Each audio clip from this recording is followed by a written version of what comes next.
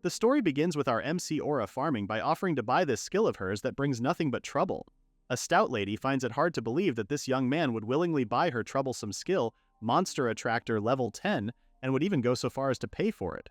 The young man assures her that he's willing to buy it for the price of 10 million, so of course the lady easily grabs this opportunity. Well, that settles it.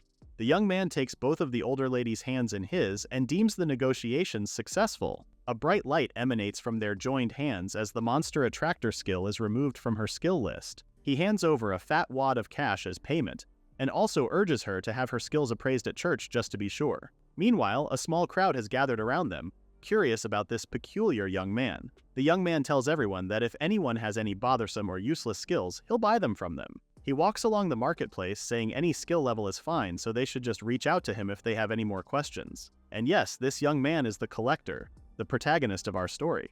How did he end up as the Collector? Let's rewind it to where it all began. You see, in this world, skills are blessings granted by God to people from the day they are born. As such, it has become an everyday occurrence and part of people's lives. In a small rural town, people live peacefully, each possessing at least 3 or 4 skills. 2 neighborhood ladies were chattering by themselves at the village well when a young boy approached it to get a pail of water. This kid is none other than the future Collector. Right now, he has one skill, his only skill, called Trading, which is currently at level 1. Once he has his pail of water, he takes his leave, and the ladies immediately get to talking about how awful it is to be blessed with only one skill, and even a useless one at that. The other even proclaimed how glad she was that her son didn't experience such. The first lady shushes her friend, saying her voice is too loud, while the little Collector continues to walk away, a little pissed, because he can hear them, you know? Just then, 2 other kids block his way, calling him the guy with the useless skill. These 2 runts start ganging up on our protagonist, telling him to stay out of the village, but of course the would-be Collector refuses to be bullied. He claps back, saying their skills are something only criminals would have. He's right, you know? The runt's skills include coercion, being smelly, strength, tailing, clairvoyance, and healing. The bullies are angered by his comment and don't hesitate to punch our hero, calling him nothing but his older sister's leftovers. Just like that, our kid walks back home nursing a cheek wound. He feels upset because even he knows he can't win against the strength skill. Speaking of skill, he can't help but think that no matter what skill it is, as long as it can be used, it's better than having a useless skill. He wipes off his wounded cheek before opening the door to their house, announcing he's home to his sister. A beautiful long-haired girl turns from her working desk to greet him. And she's definitely loaded with the best skills, ranging from appraisal and drawing to every school topic from memorization to fine arts. She's got it, and get this, they're all level 20. He looks over her desk, asking if she was in the middle of drawing something. His sister answers that she had just finished it, showing him a portrait of the 2 of them smiling together. Our protagonist merely looks at it, so his older sister asks what his verdict is. Well, it's good as always, and then he looks down as he shares that the other kids called him leftover scraps of hers again. His older sister immediately kicks up a fuss. How could they call her beloved younger brother like that? But it's true though, right? He goes on saying how she has 10 skills in the arts and sciences. Everybody in town has been saying that it's a waste of her skills to keep staying in this town. As for him, on the other hand, he only has one skill, and it's not even useful, this trading skill of his. When he was much younger, he went to get his skill appraised. There, they discovered that his skills are trading, but the appraiser has never heard of such a skill before, so he also has no idea how it works. With that, he hands our hero the results of the appraisal and tells him straight up that he only has a single skill, trading. As soon as he got home that day, our boy tried using this trading skill of his using an apple. He stands right near the fruit exclaiming, "Trading, sell this apple!" Of course, nothing happened. He immediately tells his parents that he tried using his skill again today, but unfortunately it didn't work. Both his parents sigh in frustration. What was the use of having a rare skill if he can't even use it? It's practically the same as being useless. They both didn't bother to hide their disappointment in him. His mother even went as far as to say how she hoped he would also have talents just like his older sister. Some kind of parents these 2 are. Our poor little hero feels even worse, and seeing his reaction, his older sister decides to step in. She changes the topic, reminding their parents how they have a lot of money saved up from her drawings, and suggests they buy a nice house in the capital. Upon hearing that, both their parents lit up because with just the 3 of them, they could leave our poor hero behind. But to their surprise, the sister tells them that she'll stay behind in the village with her little brother. What? Why would they? If anything, the 3 of them should just live together in the capital and leave her useless brother behind. Their mother even has no problem proclaiming that they shouldn't worry about him at all. Our would-be hero agrees with their parents. After all, he only has one skill and even he doesn't know how to use it, so there's no point in staying with someone like him. But his older sister doesn't think that way at all. In fact, she's even happy to be able to live with her precious little brother, which is pretty valuable to her. So now here they are, a year into living together by themselves. Our hero still has no idea how to use and activate his skills, while his sister urges him to take it easy. She suggests trying things out slowly and avoiding fights if possible. At the mention of fights, he flinched because how can he forget? The bruise on his cheek? Well, it's a good thing his sister has a pharmaceutical skill under her belt, no? With that, she hands him her special ointment. She applies this all over his bruises, instantly healing him. After checking, he can't help but comment on how jealous he is of her skills. He even says she should just give him at least one of her skills. If that were the case, she would have done so long ago if it were possible. Their conversation gets cut short when they hear knocks on the door. She opens it and sees an older man who tells her he'll be looking forward to her appraisal today too. With a smile, she tells him that she'll be at the village square. And no sooner had she shut the door than our protagonist asks if she's doing appraisals for the villagers again. She said that is so, but our little hero is not pleased with the way the villagers are taking advantage of her.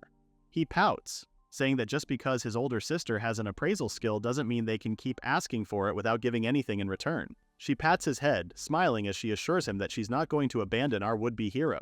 Besides, she believes that his skill is highly valuable. Hearing those words gave him so much comfort because in this world where their parents and the villagers curse him for being useless, here's his sister, the only one who is on his side. This display of affection made him a little shy, so he told her not to pat his head too much.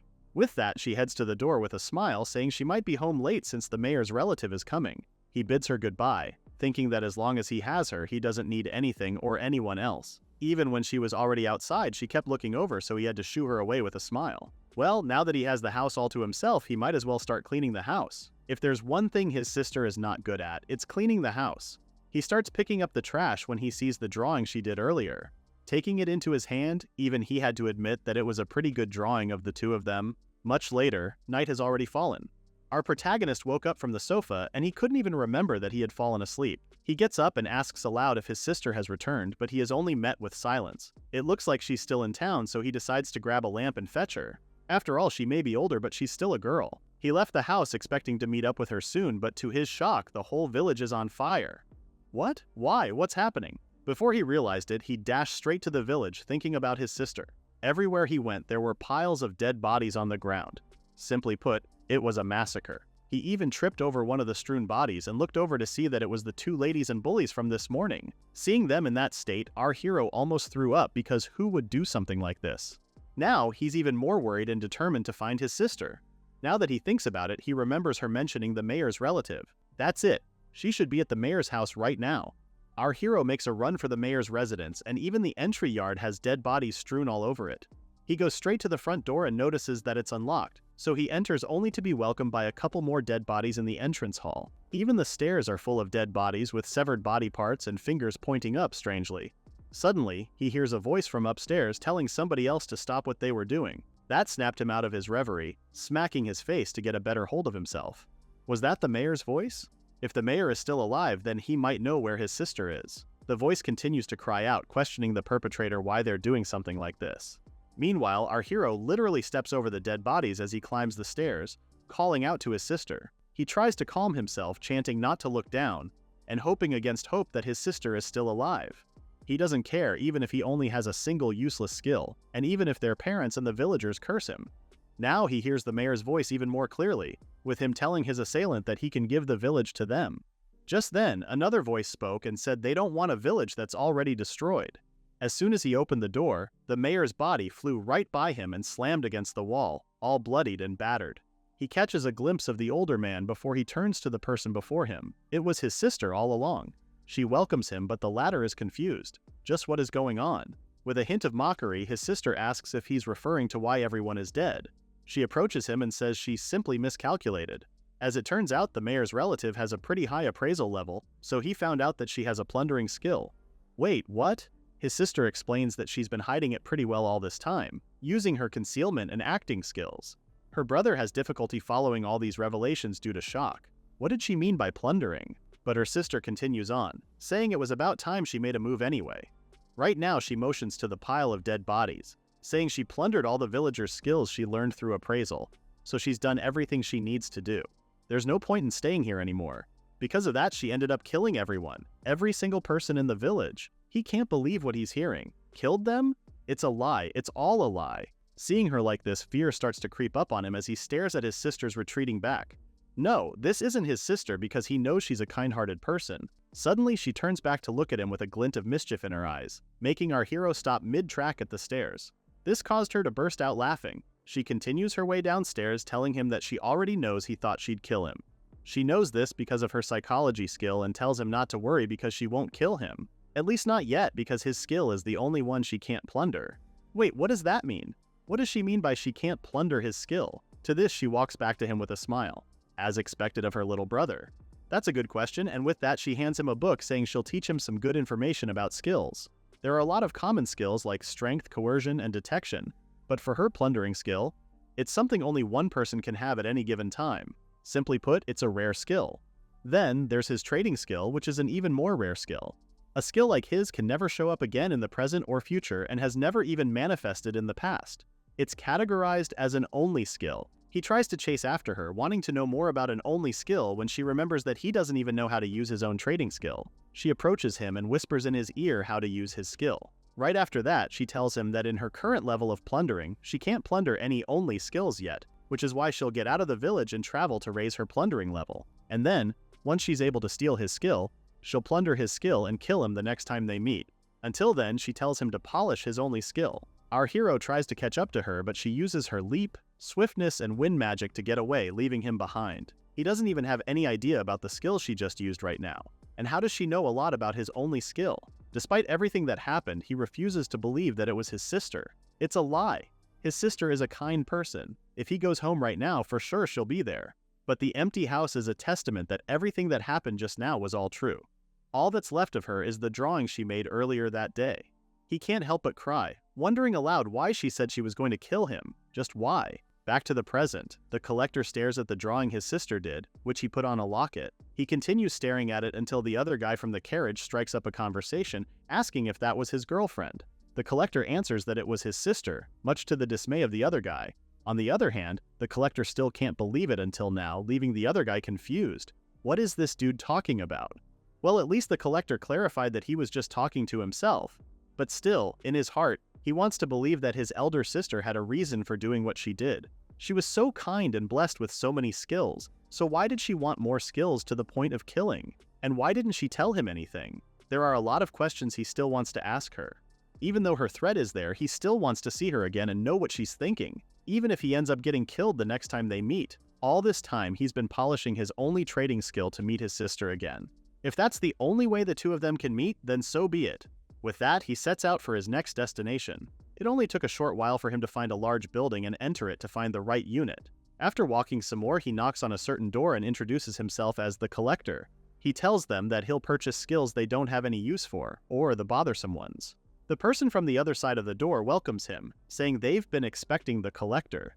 This is the story of the collector and his sister, whose lives have been transformed by skills, as well as the stories of various people troubled by their own skills. The customer thanks the collector for buying their useless skills, but the latter points out that it's no sweat and that he's more than happy to continue doing his collective service with them. With that, the collector makes his way around the market, announcing his collective services so the people can hear he's willing to buy any useless or troublesome skills they have. After a little while, he managed to buy 12 skills before settling for a break in a nearby pub.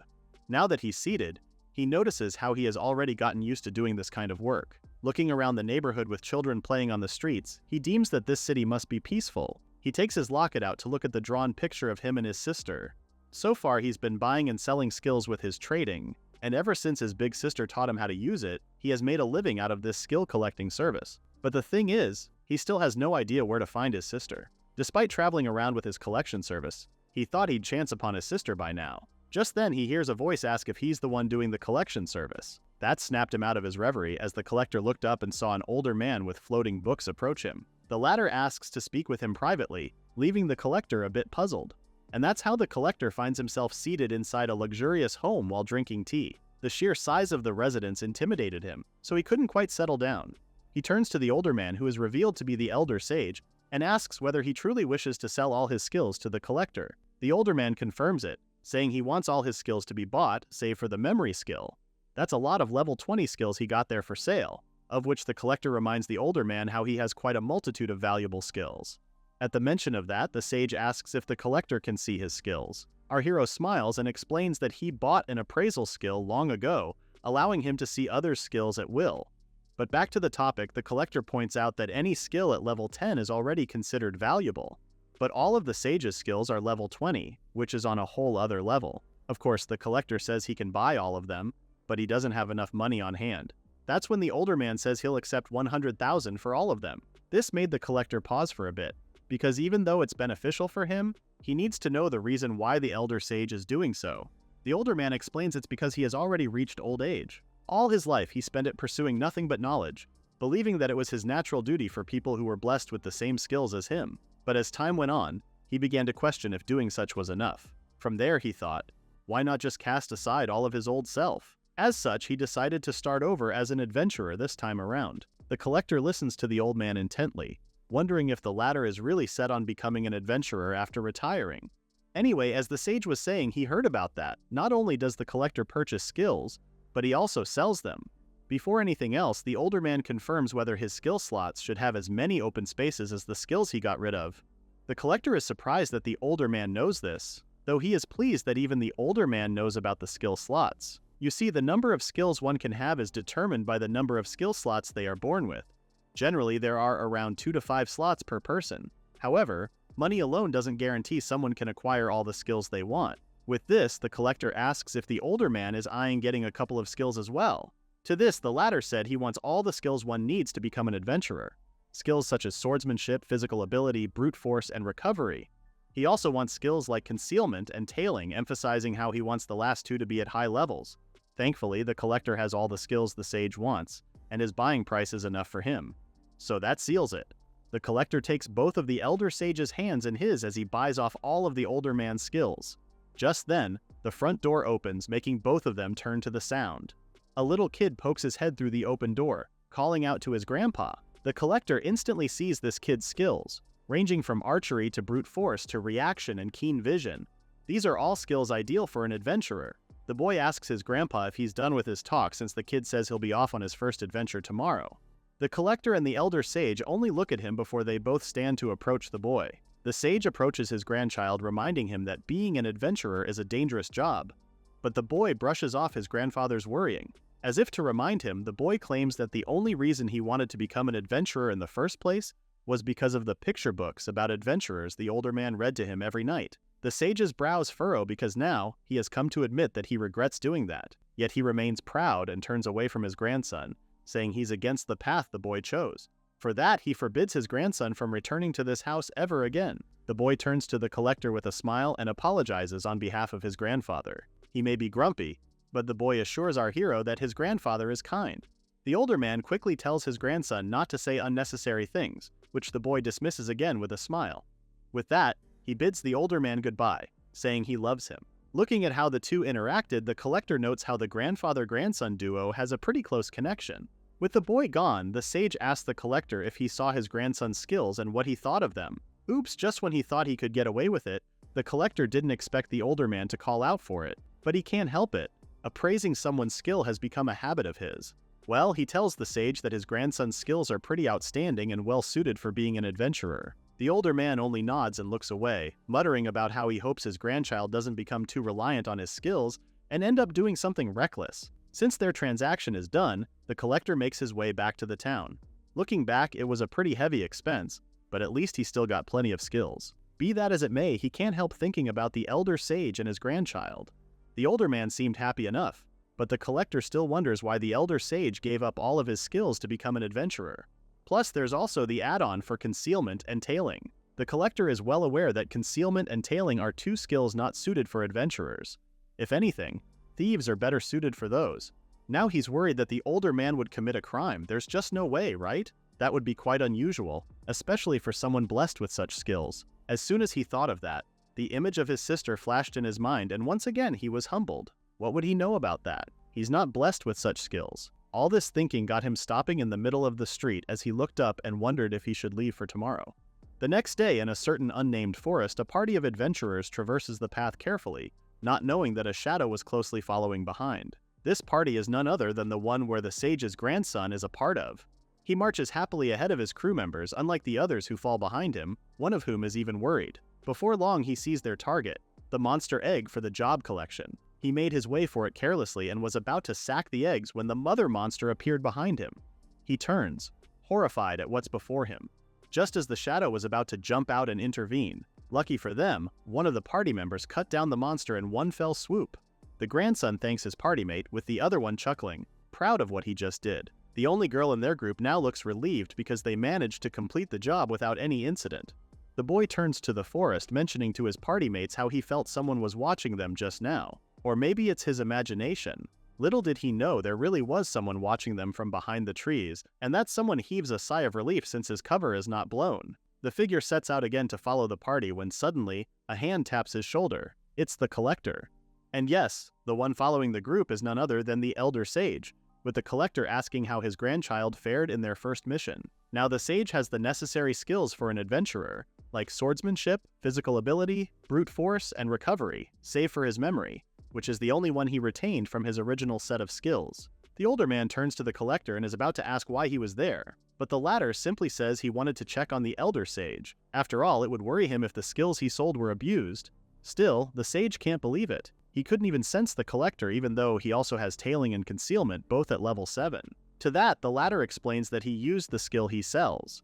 He sold 7 levels of concealment and tailing to the sage, so he still has 23 levels left of the 2 skills. The old man never knew that the collector could partially transfer skills, to which the collector says he's only able to do that because of a skill called management. It's a skill that adjusts the level of skills during an interaction, and has the ability to store skills outside of the slots. It's thanks to his management skill that he was able to adjust the level of the skills he collected, and also carry around more skills that will fit in his slot with him. The older man turns away. He didn't know a skill could be used like that. As he walks away, the collector asks if the sage plans to follow his grandson around like this. The older man answers that as long as his body still holds itself together, he's determined to watch over his grandson each and every day. The collector's taken aback by his answer. That's a bit too overprotective, don't you think? Why is the elder sage willing to go this far for his grandson?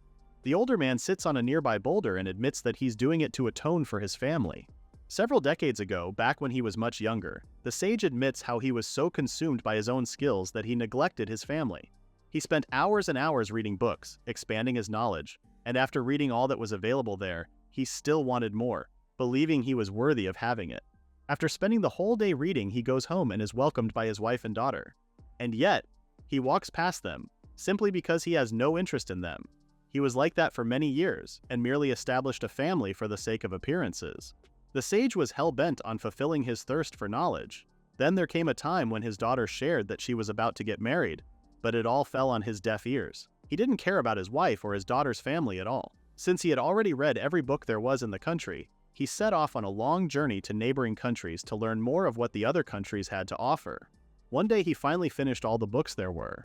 Instead of feeling accomplished, he felt something was off. He was wondering what to do next when it finally occurred to him that he was blessed with all these skills, and if his thirst for knowledge was finally quenched, what's next? He realized that nothing happened after that. All this knowledge, yet what is this for? He goes to his desk and sees letters from his daughter. If this knowledge is not for him, then surely it's for someone precious, no? He opens the letters and finally reads them. As soon as he did, he decided to return to the country. He finally makes it home one rainy day, announcing his return at the threshold, but there is no one to welcome him. As he walks inside, his own daughter is surprised to see him. She starts glaring at him immediately, asking why he even bothered to come home at this point. She relays how her mother and husband already died from the epidemic, and that it was only she and her child left. But who is she kidding? Her own father won't give a crap about that anyway. To her shock, the sage went down on his knees and apologized to her. Even he can't help but cry at how foolish he was as a father. Seeing him like that, his daughter says he can't do much for her since she's also dying. However, if he truly wants to atone for his sins, then the least he could do is to be there for his grandson.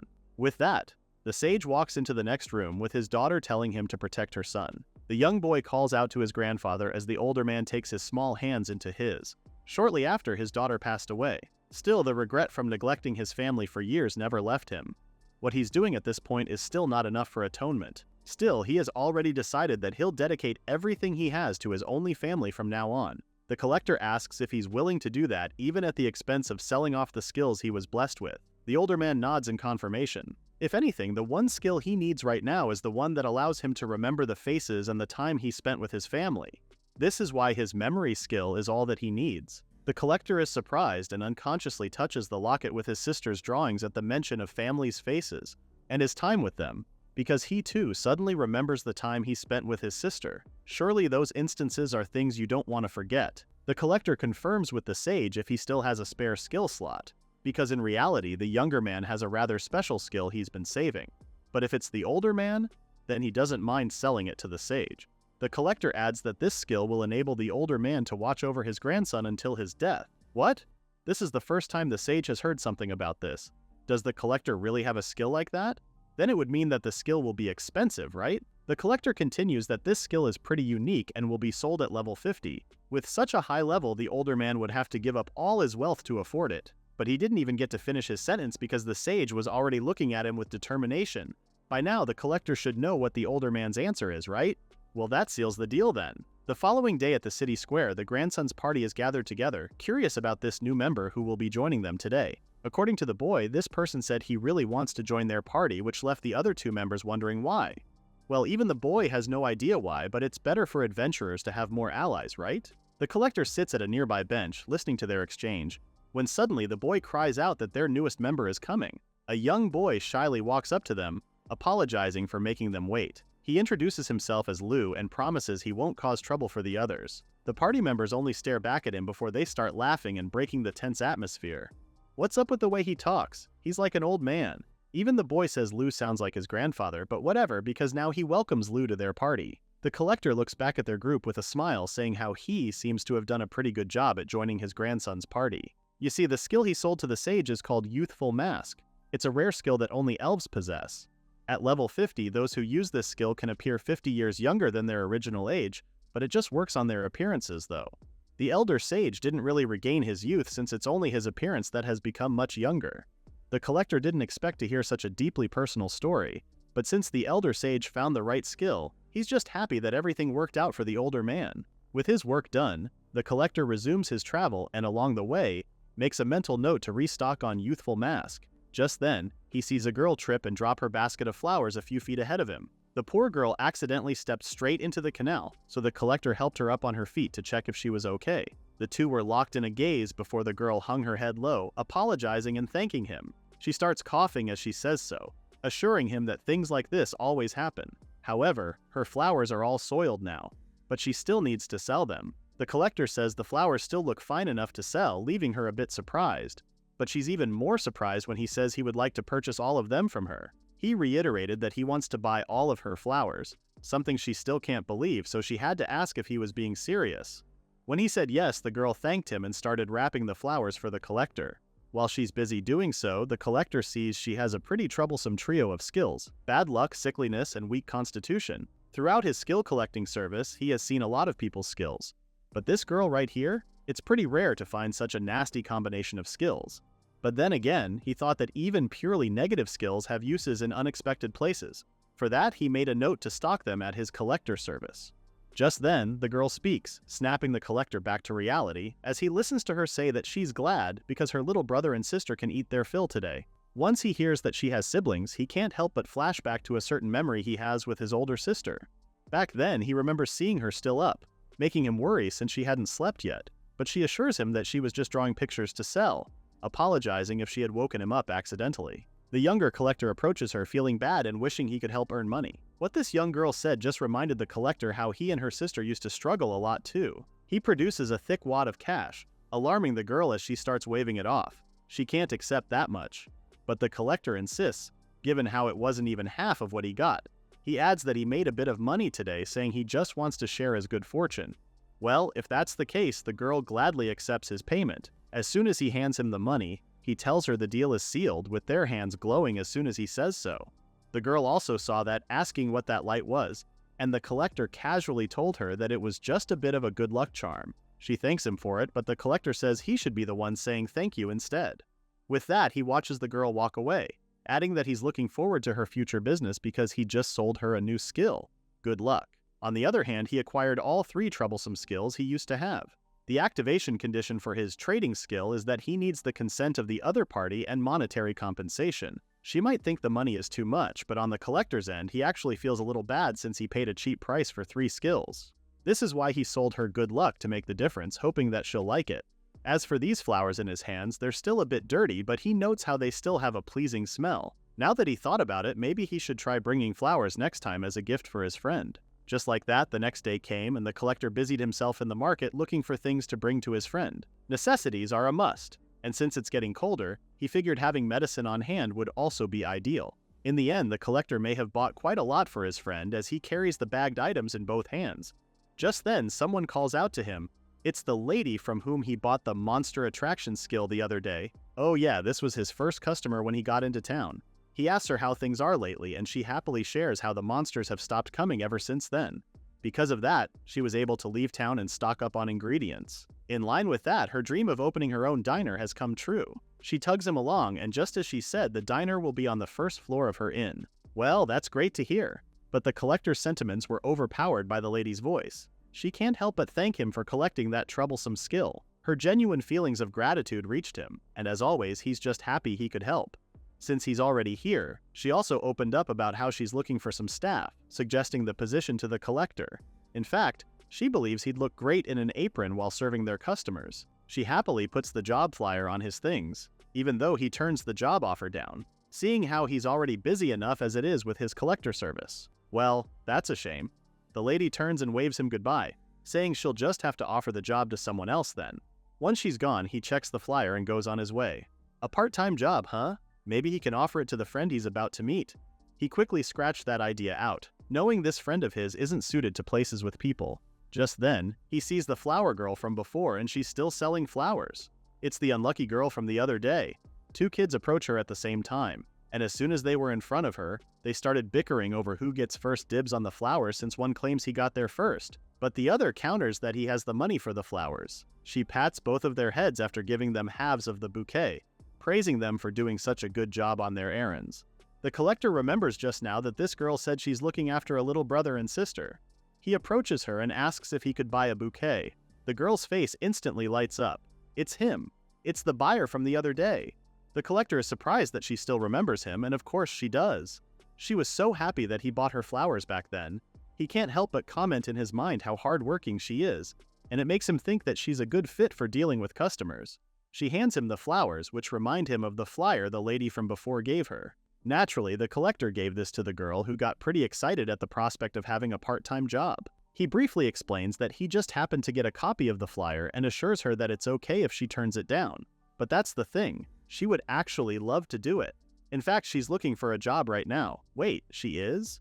The girl affirms and beams because not only did her horrible asthma finally clear up, but she's also not falling or bumping into things as much. The collector only stared but didn't bother telling her that the reason for that is that he bought her troublesome skills of bad luck, weak constitution, and sickliness from her. At times like these, the collector is reminded again just how amazing skills can be.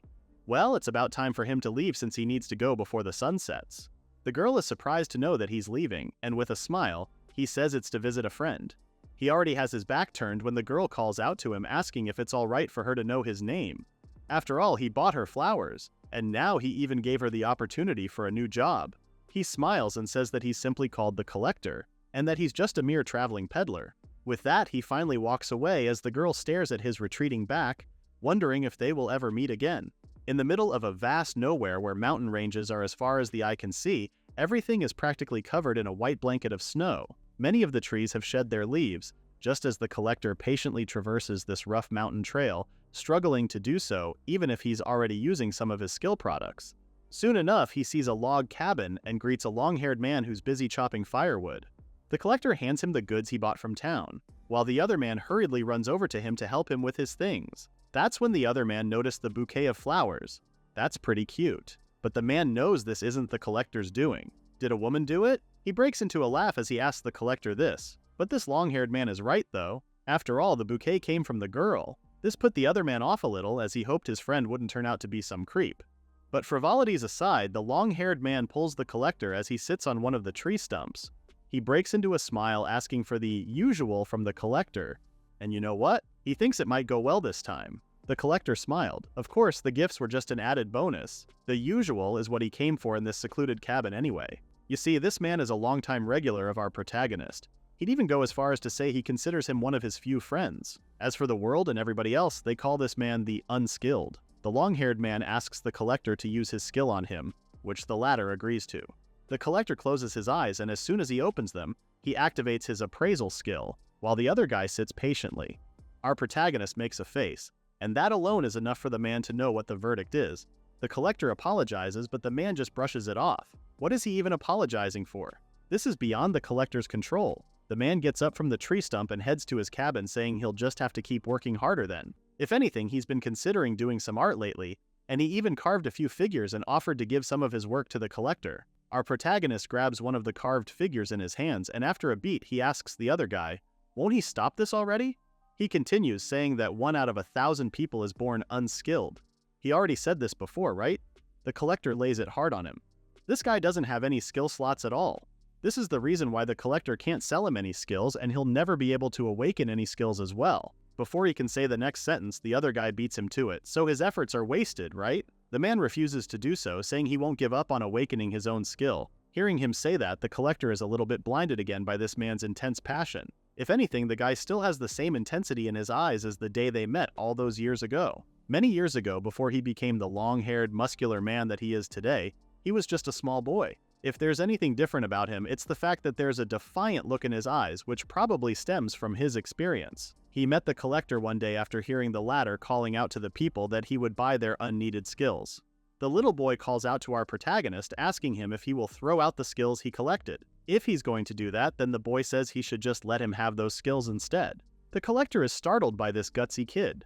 It's not every day people ask about the skills he collects after all. Anyway, why would this kid even— oh wait. To the collector's surprise, this kid has a blank. There aren't even any skill slots on him. As if to confirm what he already knows, some random kid from the street calls the boy skill-less. This other kid starts calling him inept and tells him that he should stay out of town. But the smaller boy wasn't even intimidated. He fires back, saying his skills just haven't awakened yet, believing that you can get skills with hard work. But the bigger kid says that's impossible. He insists that the boy is inept, which explains why his parents abandoned him. The smaller boy argues that it's possible. If he trains hard and secludes himself in the mountains, he's pretty sure his skills will awaken soon enough. With that, he stomps away, dragging the collector into their petty fight, claiming how the latter's useless if he can't even give him any skill. He vows to get a skill, just you wait. Did that rowdy kid really seclude himself in the mountains? The collector wonders if that kid really did what he said he would. There's just no way, right? Still, our protagonist makes his way to the mountain just to be sure. Lo and behold, that gutsy kid really is training hard to get his skills. Despite the snow and the late night, the boy keeps swinging his stick. He huffs, muttering to himself that he'll keep swinging this stick for 100 times a day. If he keeps doing it, maybe a skill like swordsmanship or brute force. Heck, he'd even be okay if intuition were to manifest too. He really said out loud with his whole chest that if he works hard, he can awaken a skill. This boy's tenacity stirred something in the collector's heart, making him drop his lamp. Looking at him training so intently, our protagonist doubts whether it was okay for him to call out to this kid.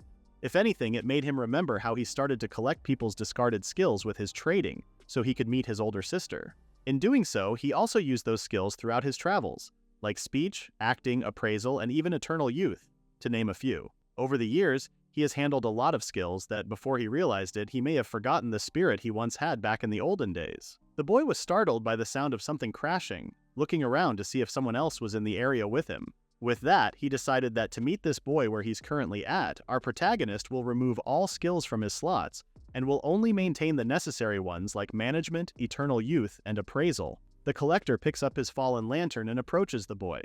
The latter is on guard but relaxes a bit when he sees the familiar face of the collector. It's that man from earlier today.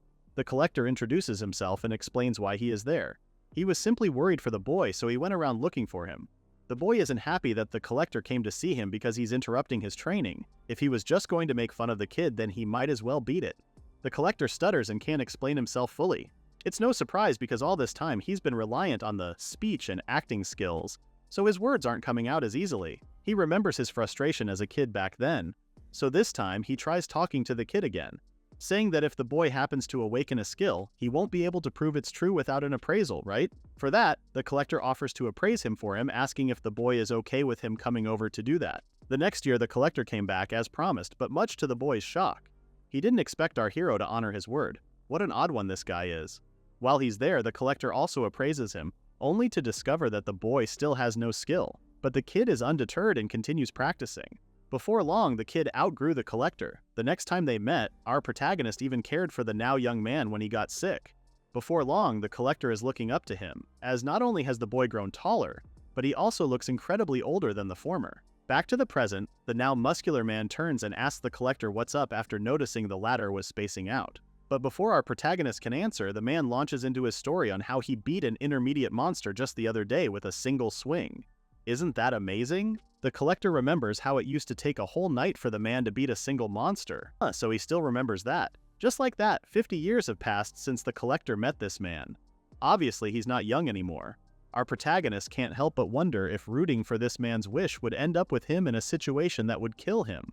Of course, our protagonist doesn't want that to happen, which is why he decided it's time to stop him now. Just when he was about to speak up, the man cried out happily that he was a step closer to awakening his skill. Once he has his skill, he'll become a beacon of hope to all the unskilled out there.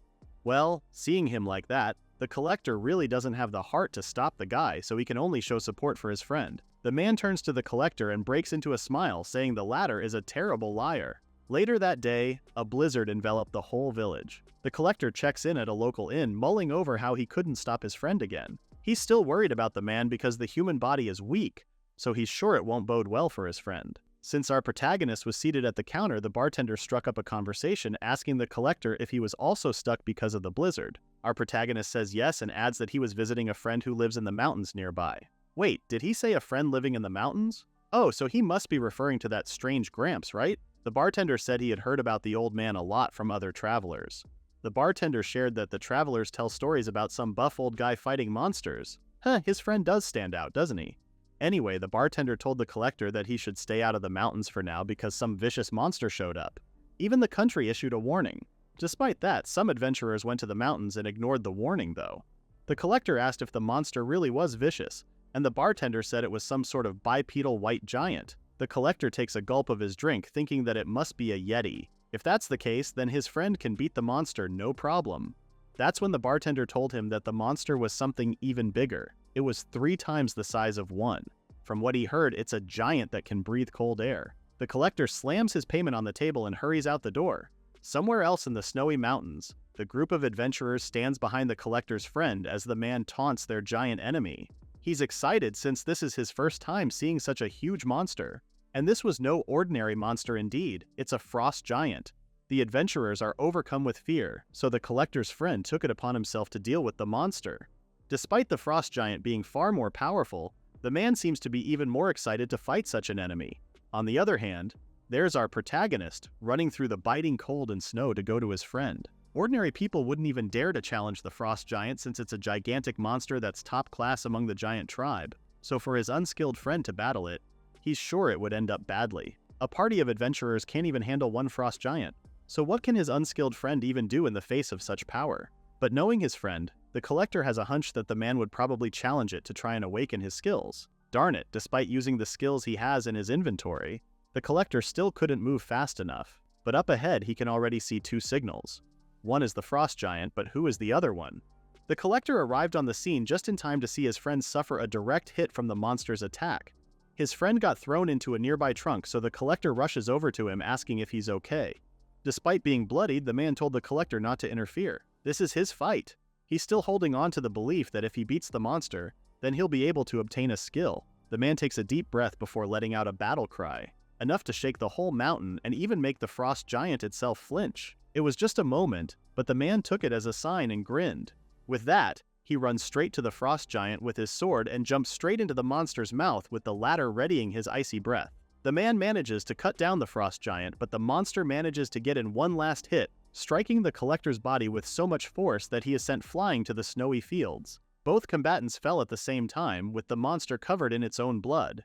While the adventurers stay huddled together, they continue to look from a distance and see that the frost giant isn't moving. The old man dealt a fatal blow to the monster, but speaking of, where is the old guy? The collector kneels right in front of his bloodied friend. The man is panting heavily from his wounds, but he's still smiling, asking the collector if he saw that. An unskilled man actually beat a frost giant all on his own, but the collector paid no mind, telling his friend not to speak anymore. He's more concerned about the grave injuries his friend has, but the man says it's fine.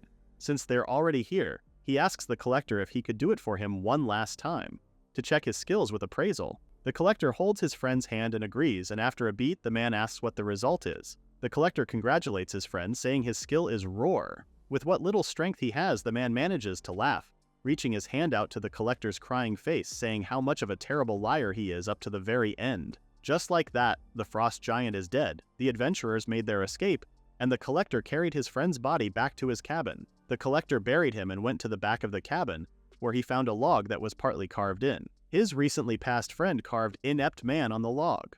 Looking at the item, the collector couldn't help but break down and cry again. Did his friend carve a name like this by himself? Our protagonist grabs one of his friend's sharpened tools and starts carving something on the log. His friend wasn't an inept man. The collector knows and watched him do his best all his life.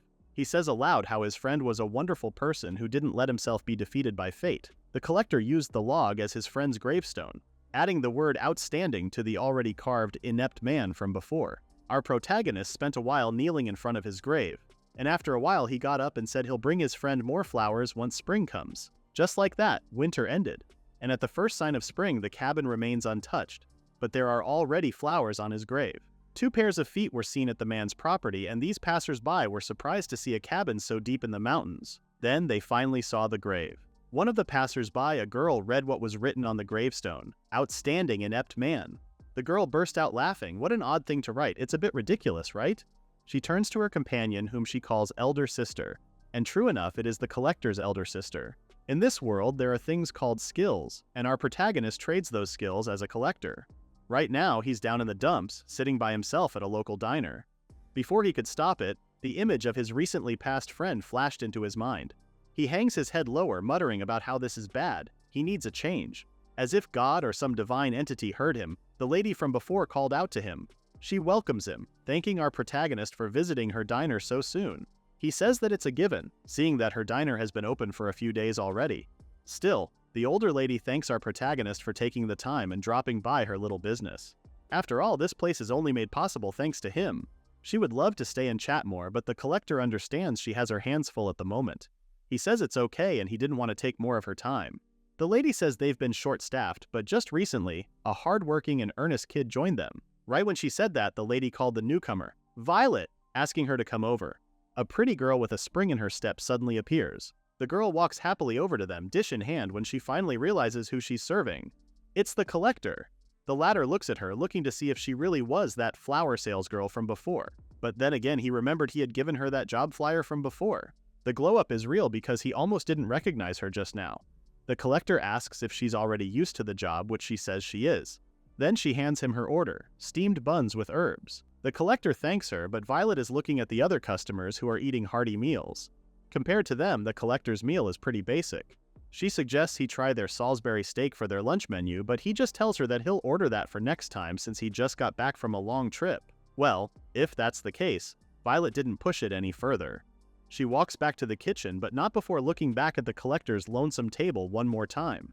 After eating, our protagonist starts walking around town thinking about how life goes on as usual, even when someone dies. Since he's already done with his skill collecting service for the day, he's thinking of getting some flowers as an offering on his way back. But the flower salesgirl must have closed up shop, no? Not 1 second after thinking that, the collector bumps into Violet, who is still selling flowers. She can't help but comment on how they've been bumping into each other that day. He's more surprised that she's still selling flowers in the evening, to which Violet says she does to make a bit of extra money. As for the flowers, she grew them in a garden at home. The collector heaves a sigh of relief, saying he needed to get some flowers for a friend. She notices the somber aura around him, so she takes this chance to ask if he has had dinner yet. Though surprised, the collector tells her that he hasn't eaten yet.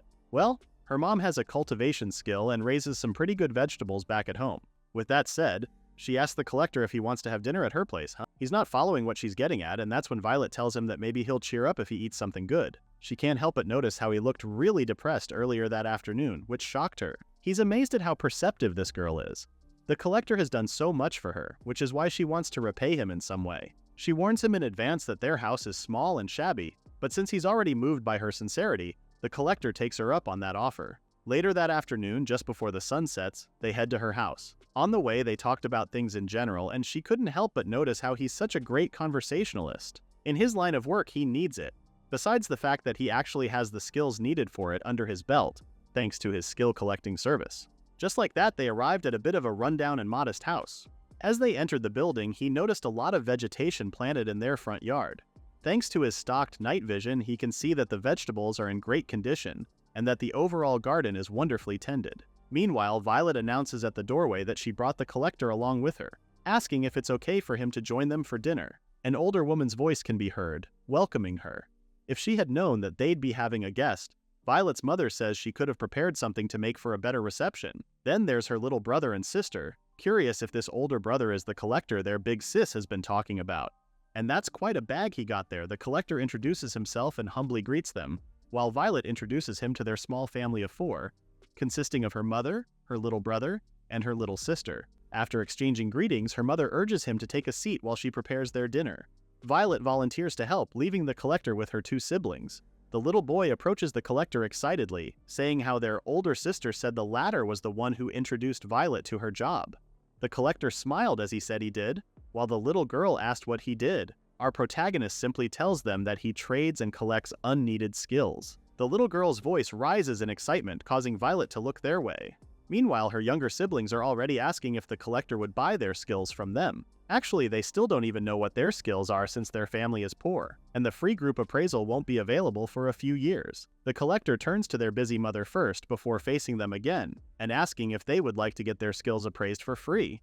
The kids' eyes twinkled as they grabbed this opportunity, but their mother was not quite into it, looking over Violet as she said so. The collector knows that if these kids have negative skills like their older sister, then they could get shocked at the result of their appraisals. However, from his perspective, the 2 have pretty decent skills. The little boy has grit, fleet-footed, and stout as his skills. His sister, on the other hand, has calculation, presence detection, and intimidation. The collector whispers to their mother, assuring her that the 2 kids' skills are outstanding. With that said, it's okay to tell them what their skills are, leaving the older lady relieved. So while Violet and her mother were preparing dinner, the collector played with the young ones. And Violet?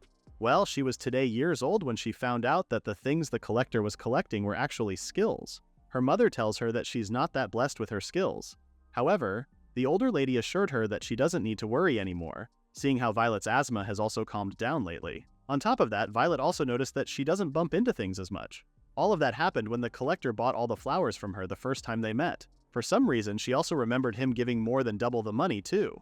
Could it be? Just like that, a hearty dinner is served. Everyone settled down at the table, including the collector. He takes a bite, and as soon as he does, he feels comfortable, despite it being a simple dish. He's not surprised because he knows the dish is flavored with a pack of love. It isn't anything like what he knew. Ironically, the delicious food served before him reminded him of how harsh his parents were to him and how his sister was the only one on his side. Violet quickly notices him zoning out, so she asks him if there's something he doesn't like. The collector says the food tastes delicious, resuming eating as he said so. After dinner, the collector spent more time with the kids, to the point that it was getting way too late for them. They were yawning and exhausted from talking too much today. Their mother asks if they're ready to get tucked in, and the collector offered to do that for her since the older lady still has some cleaning left to do. He says he's got some stories from his work and travels that would do well as bedtime stories for the kids. She took him up on that offer, so the collector and the kids headed to the bedroom where he started to narrate his experiences. But right when he was about to start the next story about the dragon, the boy asked if they could ask the collector for a favor before he left. Both kids move closer as the boy asks if the collector can buy their skills. They're well aware that their family is poor, so they're hoping that if they can sell their skills, they can make their whole family's life a bit easier. The collector stares back at these two. They may be young, but they treasure their family so much. It even made him feel a little jealous. He pats both their heads and explains that what he collects are unneeded skills. As long as the two develop their skills, they can use them for their futures. However, if there comes a time when they really need money, then they can just talk to him. After he put them in bed, Violet's mother approached him, thanking him for tucking the kids in. He says he's happy to do it, which reminds her of how he also treated her eldest, Violet. Well, she notes that Violet has become more cheerful lately, and she feels bad because as a mother, she thinks all she does is cause trouble for their children. With that said, she asks the collector if he would be willing to buy her skills. She wants to get a bit of savings so she can make her children's lives easier. The collector, on the other hand, is speechless. She just said the same thing her kids had said a few minutes ago. He pauses for a bit before telling the older lady that their home is so happy that it dazzles him. In his profession, he has seen a lot of families. Then he mentions how skills have the power to change a person's life just by having them. He accepts trading requests from people who are troubled by their skills, but he doesn't buy skills to give people a one-time payment. Money can't buy a happy life after all. The older woman understood and didn't press on. It did make her happy to hear that their little family looked happy. The collector even admits to her that he's jealous of it. Well, if that's the case, then why not just become part of their family? The older lady even tells him that Violet has a lot of good qualities. Huh? At the mention of her name, Violet comes rushing, embarrassed at the way her mom is setting her up with him. Violet blushes, telling her mom not to say weird stuff since she's bothering the collector. Well, her mother thought she'd be happy about it, so it made Violet even more embarrassed. Watching them like this, the collector's a little surprised that she can be pushy when she's mad. He smiles as he's about to exit their home, saying he feels jealous of them. He tells them that being with such a happy family cheered him up somewhat. With that, he walks out of their home. Sure, it felt good, but for him, there's something uncomfortable about the warmth. Just then, Violet grabs his clothes. She can't look at him directly, but she tells him not to pay attention to what her mom said. Still, he's also welcome to their place anytime he wants, so he should feel free to rely on them if he's not feeling well. She promises to make herself useful to him when that time comes. Seeing her sincerity, the collector can only grit his teeth, thinking that a warm home is too dazzling for him. Still, he thanked her for the offer. If anything, he feels like a moth drawn to light in the dark. It makes him wonder if it's all right for him to be charmed by it and long for it. This time, the collector finds himself at the back of a traveling wagon in an open field. He hitched a ride on a carriage, thinking it would be a nice change to do business in the east this time. The other travelers on board strike up a conversation, saying the area is pretty calm and peaceful. Some monsters occasionally pop up in the area, but they're weak enough for the villagers to handle by themselves. The collector agrees, and since there's nothing else for him to do, he decides to check on the skills he has in stock. Just then, their carriage suddenly stops, prompting the other passenger to ask what's wrong. Their carriage driver shouts at the person in front of them to move away, angry at the dangerous stunt he pulled. The person in front of them is a long-haired young man, panic-stricken, begging them to come to his village. The carriage driver explains that they're set to go far to the east along this road. He can't make a stop and asks the young man to move aside. This time, the young man becomes even more frantic, telling them that a swarm of monsters is about to appear in his village, asking them for help. Huh? A swarm of monsters? In a peaceful place like this? They almost scratch their heads because how does this kid even know that? The question catches him off guard, but he tells them that he has a skill that's something akin to premonition. The traveler on board the carriage finds this kid sketchy. It almost feels like he's lying. The collector, on the other hand, is already interested. The carriage driver has had enough of the kid's shenanigans, saying they don't have time for his fake premonitions. With that, he hurries the carriage along, forcing the young man out of the way. The young man starts cursing aloud. Why doesn't anyone understand? Meanwhile, the collector watches him as their carriage speeds away, curious about the boy's skill. What was that? He's seen hundreds if not thousands of skills as a collector, but he has never seen anything quite like this. He uses his appraisal skill and sees that the young man has a strange skill called Return by Death, besides his swordsmanship and tenacity skills. This is the first time the collector has ever seen a skill like this.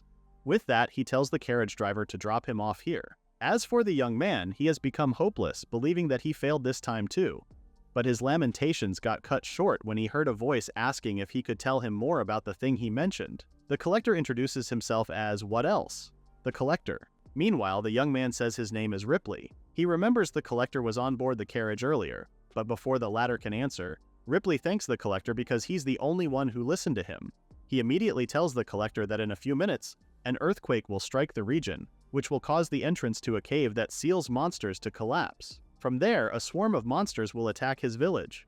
The collector quietly listens to Ripley's story, thinking that it's only natural that people refuse to believe him, seeing how this is such a peaceful place. As if Ripley read his mind, the former adds that he knows he sounds crazy with the story, and that the collector may not believe him.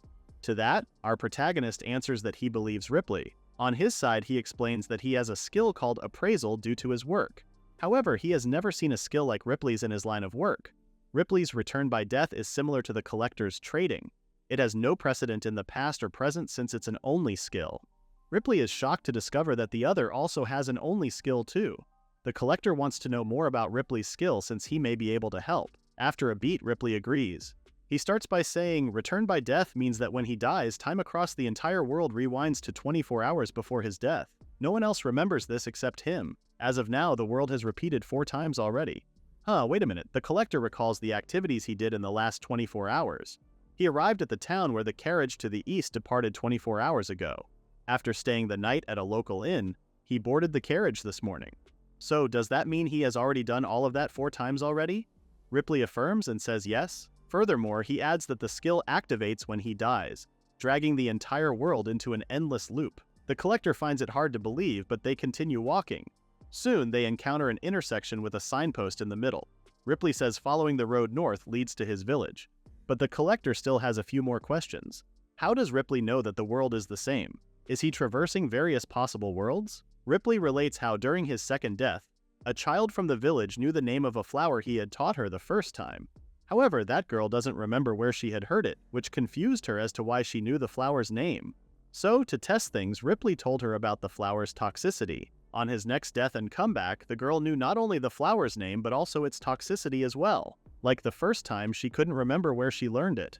The collector asks if knowledge carries over, and Ripley says yes.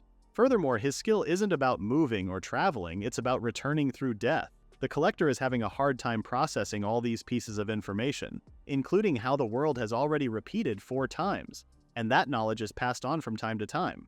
But what about skills? If someone were to use appraisal or plunder during the 24-hour loop caused by Ripley's death, they might notice something is off with their skills, right? There's no way the collector's sister would overlook something like this. It got him thinking that maybe, if he stays close to Ripley, his sister may notice something off about the world and come here. There's a chance that he may be able to meet his sister at last, but he had to cast that thought aside as the ground shook the next moment. Unlike him, who lost his balance somewhat, Ripley stood firmly. He says it's starting again. Our protagonist has a hard time standing up because he can't find his footing. Is this the earthquake Ripley was talking about earlier? Ripley narrates what happens next, saying the cave's entrance has collapsed again just now, thus unleashing the monsters. He starts crashing out, wondering if he'll die again this time. And does this mean the villagers would also die? There's just no way they can defeat that horde of monsters with just the 2 of them.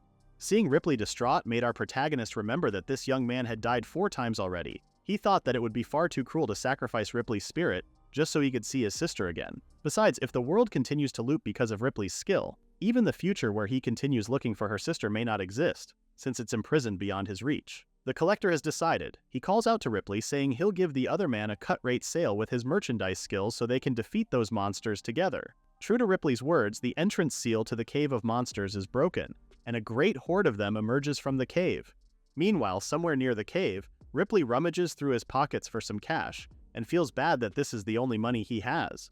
But the collector says it's fine for this time. With that, he sells Ripley a few offensive skills like advanced swordsmanship, perception, and physical ability. Their hands glowed upon touching, sealing the deal as Ripley's new skills manifested on him. With these, he can finally stand up to the swarm of monsters. He can finally overturn fate and save his village. Seeing how determined he is about saving his village, the collector had to ask the unthinkable. Has Ripley ever thought about running away instead to avoid dying? Ripley calls bull on that option. He would never run away from his only skill. He claims that if you can wind back fate, then he wants to save his village from the monsters. The collector kept quiet, but in his mind he just hoped this young man's ideal won't come back to bite him in the end. But more important than that, Ripley tells him that the cave is just ahead. The place is already swarming with low-class and intermediate-class monsters, but he has already spotted a high-class one.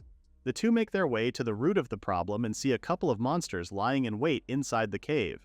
Ripley dashes ahead, while our protagonist hangs back for a little bit. If Ripley dies this time, the world will rewind again. The knowledge and skills will surely be passed on. This means that if he notices the skills he sold to Ripley are missing from his inventory, he'll know something serious is going on even if he can't remember what happened after the rewind. Ripley continues to charge forward, slashing every monster that comes his way. He's even come to the point of enjoying this whole takedown, amazed at the advanced swordsmanship skill. Plus, the perception skill also makes it seem like Ripley's enemies are standing still. The collector says he'll deal with the low-class monster using his stocked skills so Ripley can take care of the intermediate ones. Our protagonist readies his fire magic skill while Ripley runs ahead, and just as suddenly he stopped mid-track. Before him were 2 intermediate monsters, but Ripley held his ground. Before one of them could attack, Ripley cut them down swiftly. The other one lunges toward him with its claws out and manages to scratch Ripley's arm. But a wound like this isn't even a scratch compared to dying. From the back, the collector asks if he's okay, saying he'll join Ripley since he's already done dealing with the low-class monsters. Ripley continues to cut the monsters down, saying there's no problem. He has become confident, telling the collector that with these skills he got from the ladder, he can take on any enemy easy peasy. At last, he can finally change his fate. But Ripley didn't even get to finish the sentence as a bigger monster appeared and beheaded him in one swipe. Ripley's humble village is shaken by an unexpected earthquake.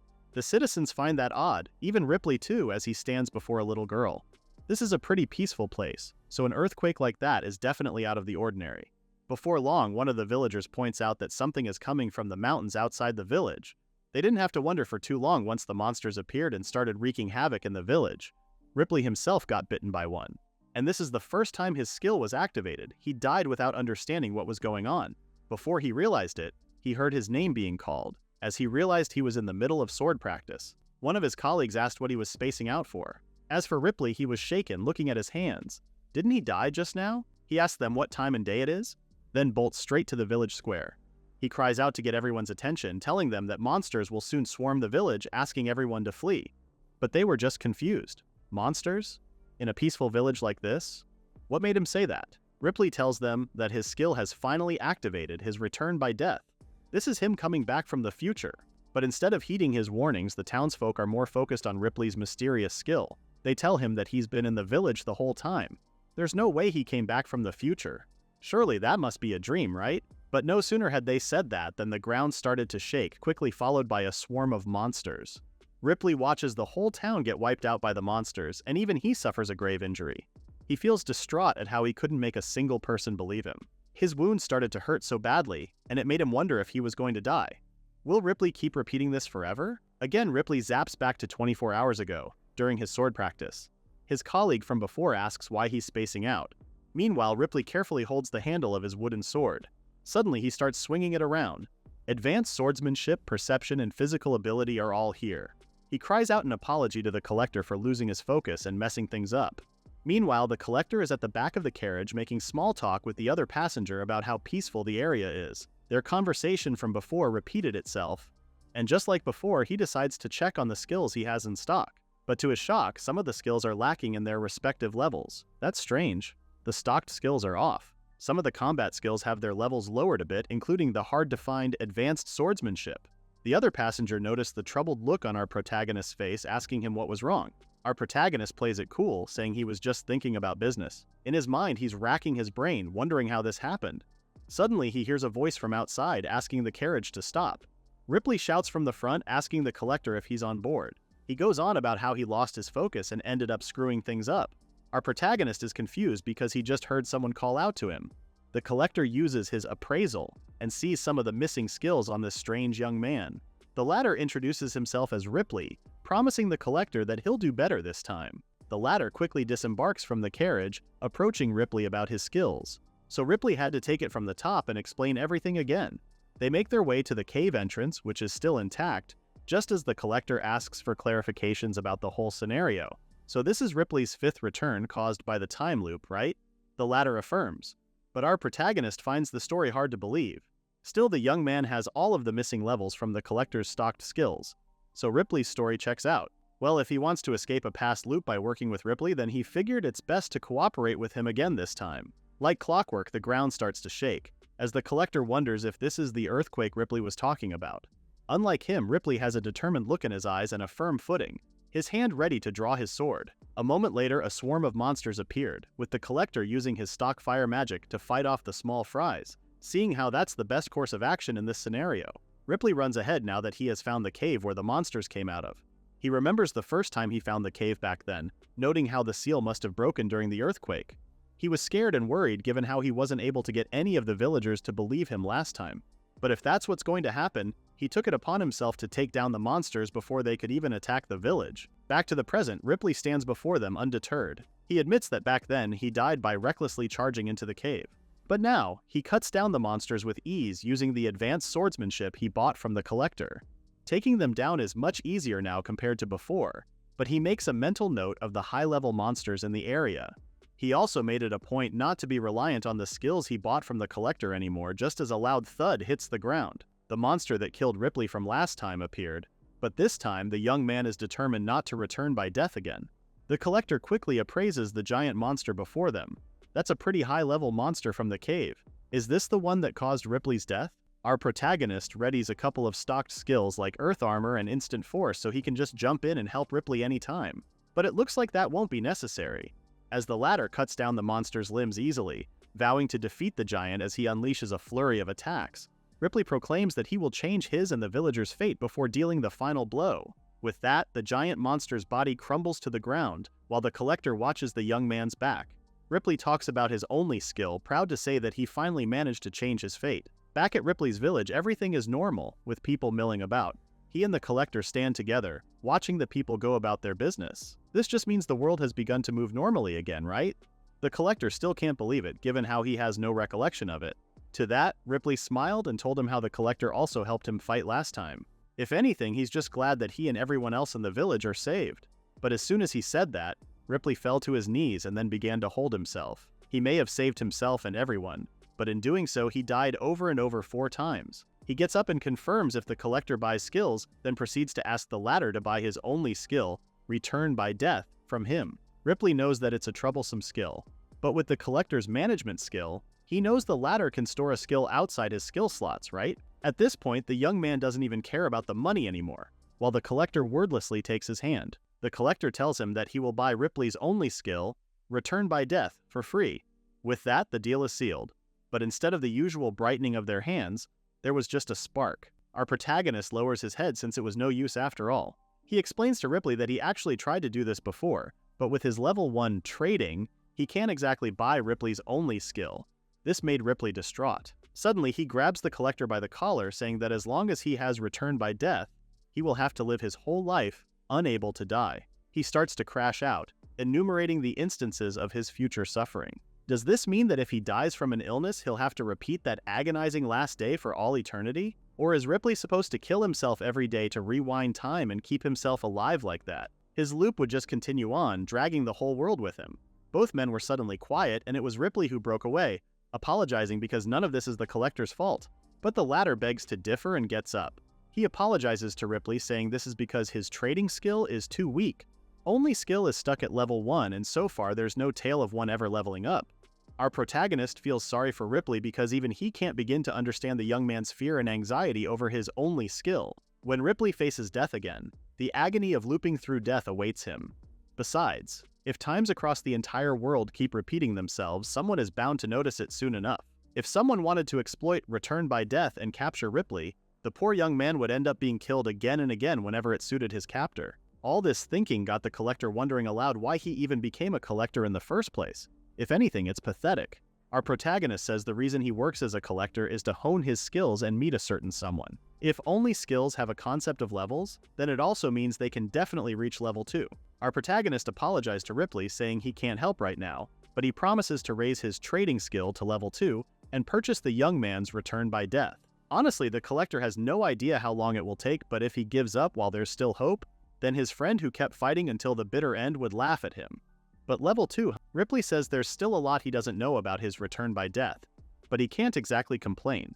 The two part ways, with Ripley waving to the other man as he asks if the collector would lend his strengths again if the former ever feels like his own skills are getting him down. As usual, the collector tells Ripley to call him without hesitation. The collector faces forward, still reeling from such a skill called Return by Death. As usual, only skills never fail to surprise him, but thanks to that, time has started moving normally again. The days of doing his work as the collector and searching for his sister continue on.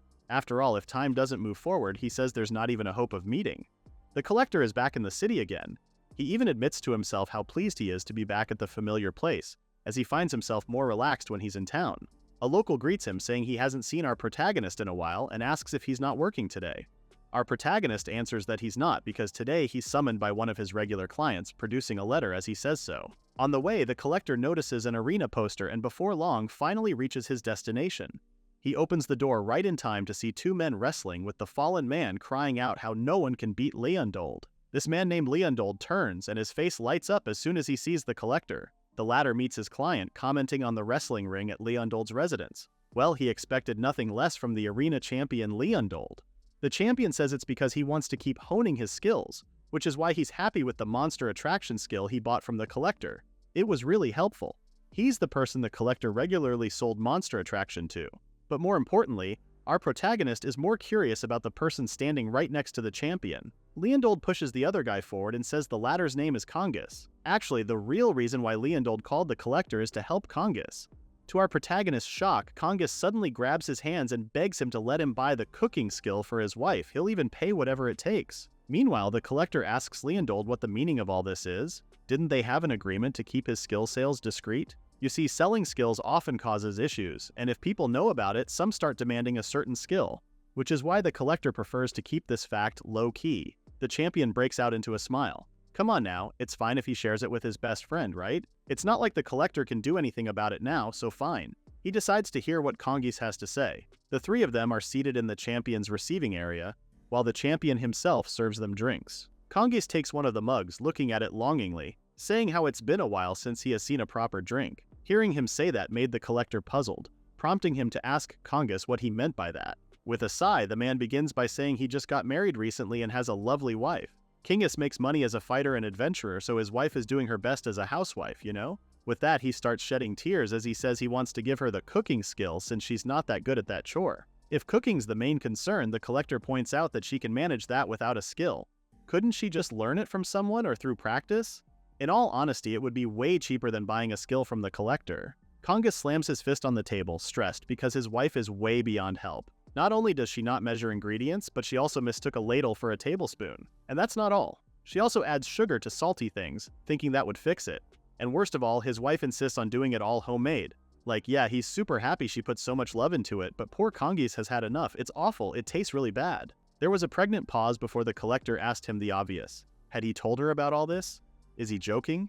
Kongis can never say all of that to his lovely wife. Leondold and the collector can only frown, with the latter thinking that nothing will change at this rate. Finally, Leondold adds his 2 cents, saying he understands the collector's sentiments, but even he's a little shocked that his brave best friend can actually be defeated by a single meal. Kongis knew that merely talking about the matter wouldn't make it believable, which is why he brought the actual food in question today. The man produces a simple lunchbox and presents it to the collector and Leondold. The champion chimes in that he hasn't seen what's inside, but admittedly, he's also scared. The collector remained quiet, but to see the champion scared over something like this, then his meal must be really quite something. He uses one of his stocked skills, intuition, and eyes the boxed meal. Surprisingly enough, the skill is screaming at him to run away. Leondold grabs the lunchbox cover and opens it. As soon as he did, a foul stench emanated from the meal, with Kongis scolding him from the back. He should have aired the room before opening it. Meanwhile, the collector activates multiple stocked skills to protect himself, namely poison resistance, barrier, and endurance. As for Leondold, the poor man experienced the full brunt of the stench, dizzy and teary-eyed as he asked just what the hell this was. The lunchbox is oozing with tentacles, different mushrooms, frog feet, and a hand from God knows where it came from, all wrapped up in a murky, dark liquid. The three of them just stared in silence at this thing before them. No, but really, what is this? The collector asks. While Kongis says his wife calls it overflowing bliss of paradise, the champion quips that it's better called overflowing horror of hell in his opinion. The collector follows up with another question, asking Kongis if his wife actually ate this stuff. The latter says she does, and she even eats it as if it's nothing. Leondold couldn't believe it. He had to be joking, right? The champion stares at the meal warily before grabbing a fork. Well, maybe it just looks and smells awful, but who knows, maybe it doesn't taste bad, right? To that, our protagonist reminded him that he just called the meal disgusting not a minute ago. But whatever, man. Leondold thinks that at least he won't die from eating it, right? With that, he takes a bite of the meal from hell, then starts to tremble. The collector calls out to him, and the champion is cowed on his feet. It was that bad. Before he could collapse, Kongis grabbed him by the shoulder. The latter already knew this would happen because, in his case, he's already gotten used to it over time. The collector uses his appraisal skill and sees that Kongis has a level 13 poison resistance. It's a pretty high level, which is not really surprising considering Kongis eats crap like this every day. They taped the lunchbox from hell and finally got talking. The collector shares that even for an amateur cook like him, this just goes beyond being bad at cooking. It's on an entirely different level. With that said, he thinks that maybe it's some kind of negative skill. He asks Kongis if he has ever seen his wife's skill certificate. Kongis tried asking for that, but his wife keeps refusing him. The collector knows that his wife should have gotten a skill certificate at the age of 10, and it's pretty strange how she refused to share it with her husband. Well, he can always use his appraisal skill on her as their last option. The collector notices that Leondold has come to, still looking groggy, but he has an idea. They'll just throw a party here, at his place. He tells Kongis to bring his wife along so that the collector can take a look at her skills. The latter adds that if it's not a skill issue, then they can just turn it into a regular cooking class. Kongis couldn't thank his best friend enough for this. Since they mentioned cooking, the collector adds that he knows someone who is very knowledgeable in that area. Should he invite her too? It's an instant yes from the champion, saying that it would be a big help. The next day, a girl hurries over to the collector. It's Violet. She apologizes for having him wait for her, but our protagonist says she shouldn't. After all, he's the one who invited her on such short notice. Meanwhile, Violet's a little nervous because this is her first home party, although she knows it might turn into a cooking class. The collector assures her that she'll be fine. After all, when he got a taste of the food at Sumire-san, the older lady at the diner, he knew he could ask for Violet's help. As for the latter, she's just happy that the collector is relying on her, though she's hoping she could actually help when the time comes. The two of them made their way to Leondold's place, and what welcomed them was his place, full of people eating and having a great time. As soon as they arrived, the champion turned his attention to the two, saying Kongus should be arriving soon. As if on cue, they hear Kongus's voice apologizing for being late, saying it took him a while to find the right outfit for the event. Right beside him is a pretty, long-haired lady, scolding him a bit and saying he should be more polite. The collector, Violet, and the champion were stunned because Kongus wasn't joking. His wife really is lovely. She greets and thanks them for always looking after her husband before introducing herself as Celeferi. So she's the one who cooked that horrifying meal, and the champion can't help but comment how his best friend really lucked out on Celeferi. Isn't she too good for Kongus? The latter fires back that he and his wife married for love. She agrees and even shares how she's the one who fell for him and pursued him. Just then, Kongus turns to the collector and gives him a knowing nod. This is it. The collector uses his appraisal skill to see what's behind her disastrous cooking. As their group parted ways, the collector kept his eye on Celeferi. So she has a level 18 creativity skill and a level 25 tastelessness skill. Now the collector gets it. Celeferi's creativity level must have taken things in a bad direction. That, paired with her high level of tastelessness, resulted in that horrible dish. Meanwhile, the girl in question happily fetches a slice of bread on her plate while the collector continues appraising her. Finally, he sees her third skill, but he thinks this one needs to be discussed in private. After everyone has eaten, with Celeferi having a little drink by herself, the collector approaches her. She sees him and was about to converse with him, saying Kongus has told her about him, when the collector leaned closer to whisper in her ear. He tells her he needs to talk to her about her skills, asking to meet him outside when she's free. She drops her drink from her hand with the sound of glass catching everyone's attention. Celeferi is visibly shaken, with Violet asking if they're okay. The collector calmly tells them that he'll clean up the mess, but from the side, Kongus looks at him with worry. Outside, the collector waits patiently, and soon enough, Celeferi joins him, hunched over and scared. First, he apologizes for calling her out like this and explains that because of his work, he possesses appraisal, so he knows about her skills. Celeferi quickly got on her knees and begged him not to tell Kongus. Does she really want to hide that? The collector already knows she has a high-level cosmetic skill. In fact, it's even higher than her tastelessness skill. At that level, she could completely transform her face. He calmly asks her if she's hiding a burn mark, which made her pale. How does he know that? Again, the collector explains that due to his profession, he also has a skill called clairvoyance. A tense moment of silence passed between them, before Celeferi finally stood up. Since the collector knows everything already, there's no point in hiding anymore, right? This time, she starts to tell her story. When she was younger, Celeferi had an accident that left terrible burn marks on her face, and these ones are the type that last forever. It became her insecurity and the very reason why she hated her own face. Because of this, she never even considered falling in love until one day. While she was moping by the river and looking at her face, her hat got swept away by the wind. It was picked up by a young man who not only handed it back to her but also called her a cool lady. It was Kongus. Cool? Her? How? Kongus points to the burn marks on her face, saying, "Those are pretty cool. They're like life's badge, at least in his opinion." Kongus may no longer remember that time, but for Celeferi it was everything. No one has ever said anything like that to her before, and his innocent bluntness captivated her. Celeferi tells the collector that Kongus saved her. For a while, she thought he would still be his friend as she was, but ultimately, she ended up falling for him. She decided that no matter what, she wanted to be with him. So now Celeferi begs the collector not to tell her husband about her cosmetic skill. Without it, even if he tells her she looks cool, Kongus will never think she's cute. The only thing the collector asks is if she's going to keep wearing that mask forever. Sadly, it reminded him of his own sister, who had been wearing a mask the whole time they were together. The gap between truth and lie will only grow wider with time, and if Kongus learns about the truth later on, his shock may even be greater. The collector feels bad laying the truth on her, especially since he's an outsider, but Celeferi understands where he's coming from. If anything, now that they talked about what she was hiding, she feels a little relieved. Even though she never thought about it, it looks like the guilt had been weighing on her this whole time. The collector was just about to warn her when the door opened, and Kongus tells them he heard everything. Poor Celeferi's biggest fear has come true. She stands paralyzed, fearful of an approaching Kongus. But before he can reach her, she makes a run for it, only for Congus to tell her that the one thing he hates the most is to see her suffer. She shouldn't underestimate him. He pulls her in for a hug as he tells her that he loves her dedication. Congus explicitly tells her that he will love her mark, cooking, and everything. This made Celeferi start to cry, while Leondold and Violet, along with the Collector, bear witness to their love. The Collector thinks that maybe to accept someone as they are is what love really is. As for the skill issue, he suggests they talk about it at another time and give the husband and wife some space. Fast forward to the next day, the Collector is back at Sumire-san's diner with Violet serving him cake. So what happened with the cooking?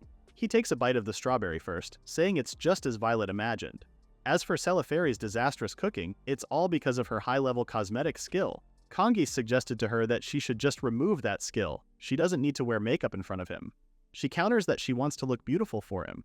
But then again, she also wants Congus to taste delicious food. Ever since their talk, he tells the Collector and Leondold how she has become clingier, making her even cuter in his eyes.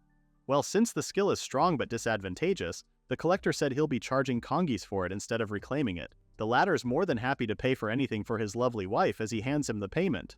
The Collector tells Violet that he's going to buy back the skill after eating. Honestly speaking, he's preparing himself to listen to Congus's lovey-dovey rambles about his wife, but never mind. Violet smiles. Isn't it nice to be loved like that? The Collector feels doubtful, but she says it is. He even got scolded for not understanding a girl's heart. After finishing his meal, he made his way back to the champion's place to reclaim the skill. Honestly speaking, he thinks it's okay to leave Celeferi's cosmetic skill at level 1 though. At that level, she should be able to get past it within a year if she tries. After all, he thinks that both cooking and life are better with a little spice. It keeps things interesting sometimes. In this world, skills are blessings granted by the gods. They aren't exclusive to humans because even monsters have their own skills. Skills like Eater or Mind Link are two of the exclusive skills monsters have. As the Collector himself, this obviously piques his interest. The only downside about this is that there's no way he can negotiate with a monster that attacks and doesn't understand words. Currently, the Collector finds himself in front of the ocean, near a small fishing village. Looking at the place, he thinks it would be a good idea for a change of scenery and to do business in this area. He gets to it, announcing his services so the villagers can hear him. "Buying unwanted skills," he cried. He walks around telling people he'll buy any unwanted skill, so they should feel free to stop by. Soon enough, people start approaching him, selling their unwanted skills. He can't help but notice how this place is great for business because of how lively the village is. After some time, the Collector decides to get some early lunch, as he feels his stomach start to grumble. He walks along the coastline looking for an ideal spot to eat, when he notices a lone building that stands out among the rest. Not only does the structure tower above the others, but it also has a pretty unique design. What is that? The Collector finds a nice place to eat where he's served seafood dishes. Of course it's seafood, he's by the sea. The server asks if this was his first time in the fishing village, and before the Collector can answer, the young man is already boasting about his hometown's great food and view. The Collector quietly munches his food before asking the latter, "What's that building on the edge of the village?" At the mention of that, the young man's face lit up in recognition. Actually, that building is a house, and from what he knows, a weirdo named Therapy lives there. A weirdo? People claim that Therapy can talk to monsters. Now this definitely has the Collector's interest. There's no way she can do that, can she? Well, the young man's not too sure, but that's what Therapy claims.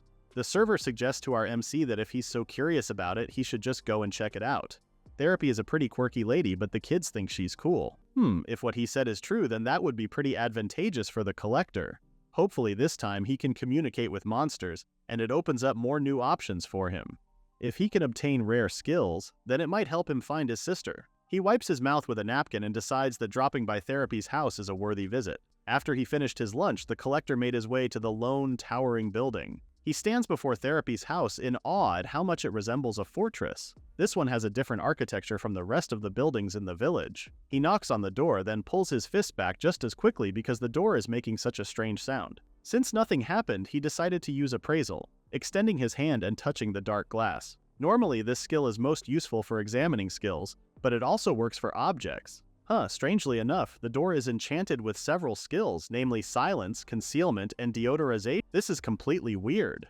For a moment, the Collector wondered if this could be an ancient relic. Ancient relics refers to the remnants of an ancient civilization that once existed in the world. Most of them are highly advanced and cannot be recreated in the present day. With that said, most people don't even know they exist because they're pretty unstable and dangerous. Now that he remembers it, the Collector decides to back away and withdraw his hand from touching the door. Well, he did try his luck and knocked, but still there's no response. This time he uses his presence detection skill, but he doesn't sense anyone. Maybe no one's inside? He stands quietly and starts to turn away. After he came all the way here, he feels a bit disappointed, thinking he should just return later. Just then, a girl appeared at the front door, asking if he needed something.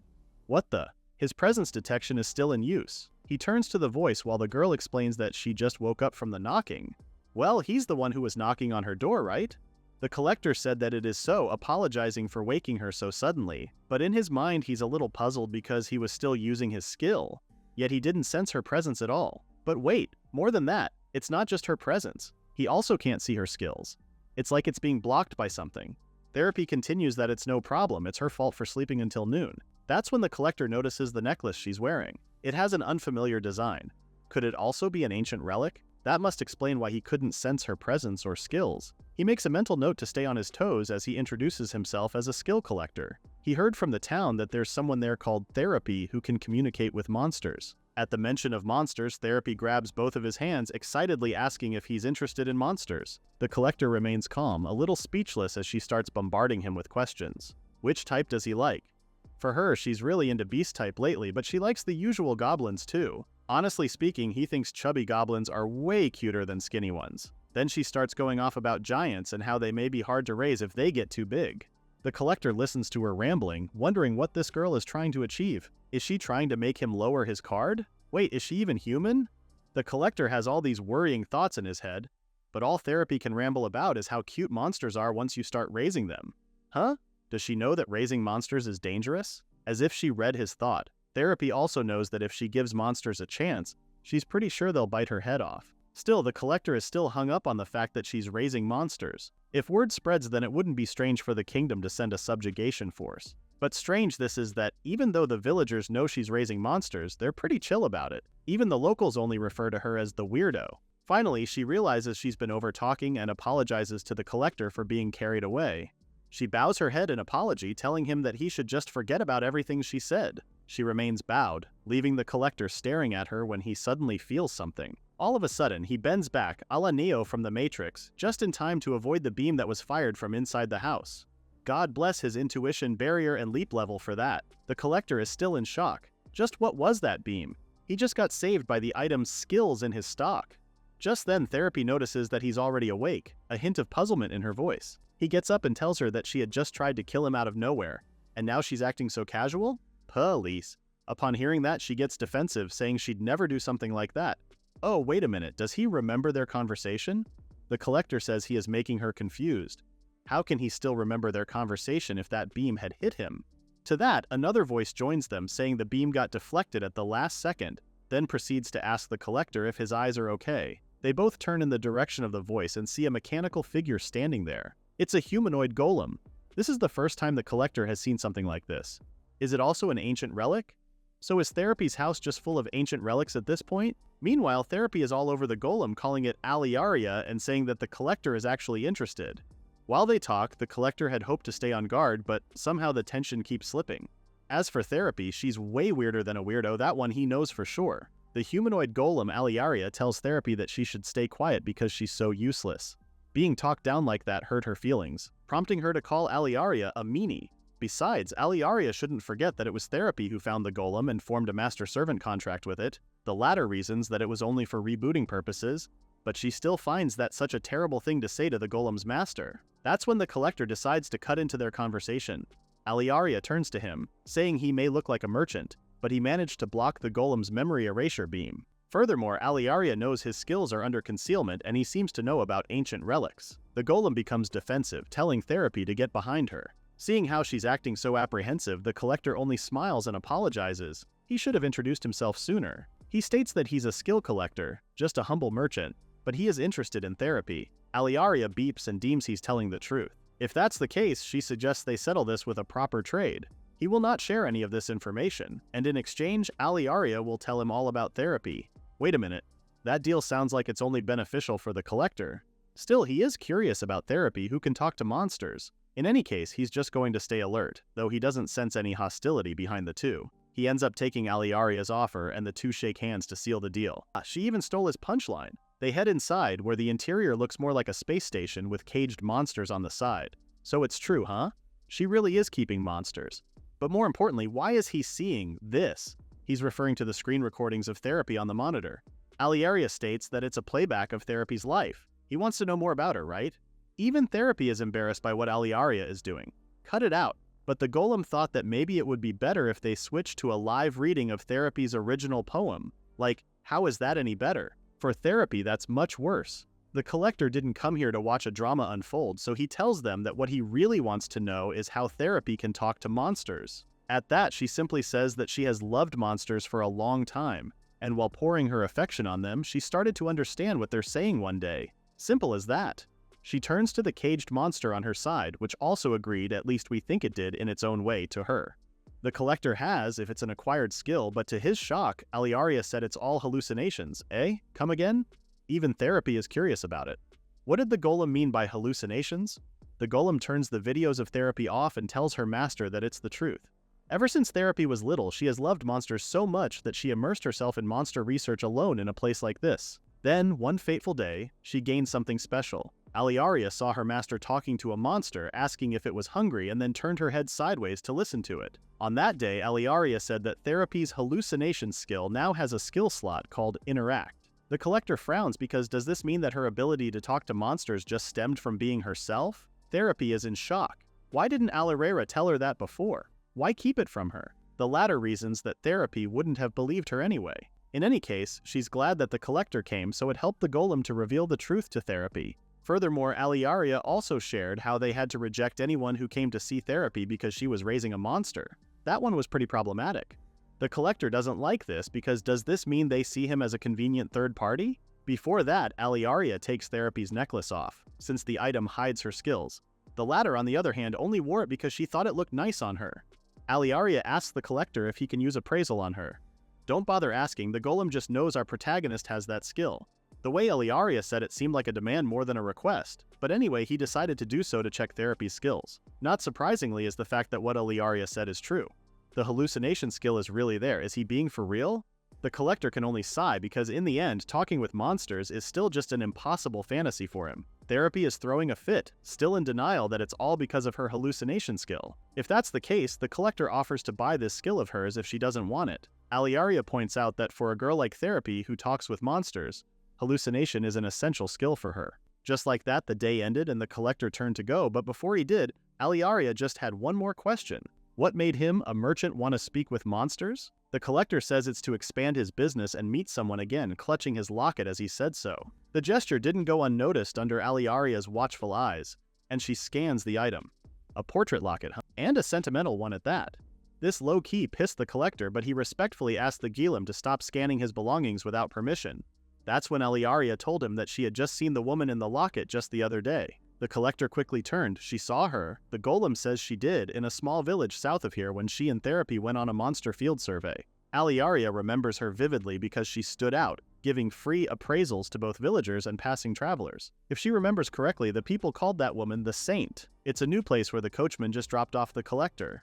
The older man bids him to take care, something our hero thanks him for. He starts walking toward the town where Aliaria said she saw his sister. He keeps running with his heart racing, and for the life of him, he couldn't calm his mind. The collector clutches his locket, thinking about the Saint. Soon a town comes into view. Finally, he found his sister. Since that day when his sister massacred their whole town, many years have passed. And after so many years of traveling, this is the first information he has ever had about his sister. So even if the situation is a trap, he has no choice but to go here. He eyes the town below him and proceeds to head down to talk to the villagers. He chanced upon an elderly couple asking about the Saint. The elder man told him that the Saint is not in this village. She's beyond that forest. However, he also warned the collector from going there just because he's curious. Obviously, this piqued our hero's interest. Why not? He asked. Well, the Saint is famous for giving free appraisals to both villagers and travelers. But lately, there have been concerns about several people disappearing from that village. Several people have disappeared from that village. Missing people, huh? The collector thought. He knows his sister's modus. She disguises her appraisal to check on people's gifts, but in reality, what she's really using is her unique gift, plunder. Once she uses that, she kills her target once she deems they're useless. Despite the warning, the collector heads in the direction of the Saint. The old man calls out to him hastily. He can't be serious, can he? Is he really going there? There are lots of monsters in that forest. It's dangerous. The collector only thanked the elder man for his concern, but he had to go. He needed to see the saint. Our hero sprints straight to the forest, all while thinking about his sister. Why did his sister do it? She already has everything, so why does she want to steal other people's gifts? A monster suddenly appears, interrupting his train of thought. The collector spent no time taking it down using one of his stock trade skills. Wind Magic, level 30. With just a whisk of his hands, he ripped the monster in two. After checking if the creature is really dead, the collector resumes running because he can't waste his time here. His sister's skill, Plunder, is a rare skill. Only one person can possess it at one time, and those who held it before her were all infamous villains in history. There's the Plunder King, who rose from the slums to the throne, seizing everything for himself. There's also the Dark Hero, who was once a hero of hope. However, he stole his comrade's skills and plotted the world's end. The collector encountered more monsters the deeper he delved into the forest, but he easily took them down, thanks to his trade skills. In his mind, he thought that if only the previous plunder user had lived longer, then his sister would never have had it. If she had never had it, then maybe they would still be living together peacefully. But no, that's impossible. The collector quickly dismissed that thought because it was meaningless. The only thing he wants is an answer as to why his sister has to become the next plunder user. Before long, he sees the village where the saint is. The collector stares at it for a hot minute before rubbing his eyes. Is it just because it's located in the countryside? Or are his eyes deceiving him? This looks just like his old hometown. But it can't be. Anyway, he has more important things to do. He needs to find the saint. The quickest way to know where the saint is to ask the locals, but if it's some kind of trap, revealing his true identity would be dangerous. He flicks a coin and decides his course of action. He'll just be a traveling merchant and not the discarded skill collector. At the village entrance, 2 guards are on standby. When they see the collector approaching, they lighten up. It's not every day a traveling merchant drops by the village, and he came a long way too. The collector smiles and hopes he can do some business opportunities in the area. Plus, he also heard he can receive a free appraisal here. At the mention of that, the guard lit up.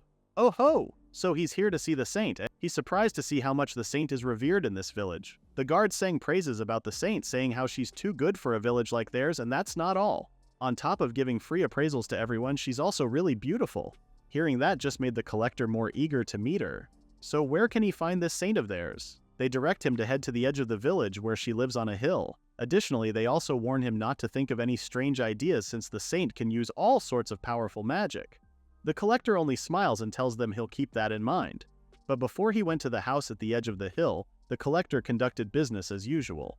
But this time, he's not trading skills, he's selling accessories and other knickknacks. While doing this, he thought that the reason why the guards told him about the saint so casually was that they believed outsiders like him could never harm her, trusting in her strength. Like the guards, all the villagers have nothing but nice things to say about the saint. Not only is she wonderful, but she's also a kind woman who gives free weekly appraisals. One of the elderly even said that she also advises on how to develop one's abilities. Well, the collector is pleased to hear that, but there's one other thing he heard about the place. Apparently there's been a rumor going around that there are missing persons in their area. Surprisingly, the villagers are not too bothered by that. Sure, there are missing persons, but they believe they'll be back soon and that the saint will find them.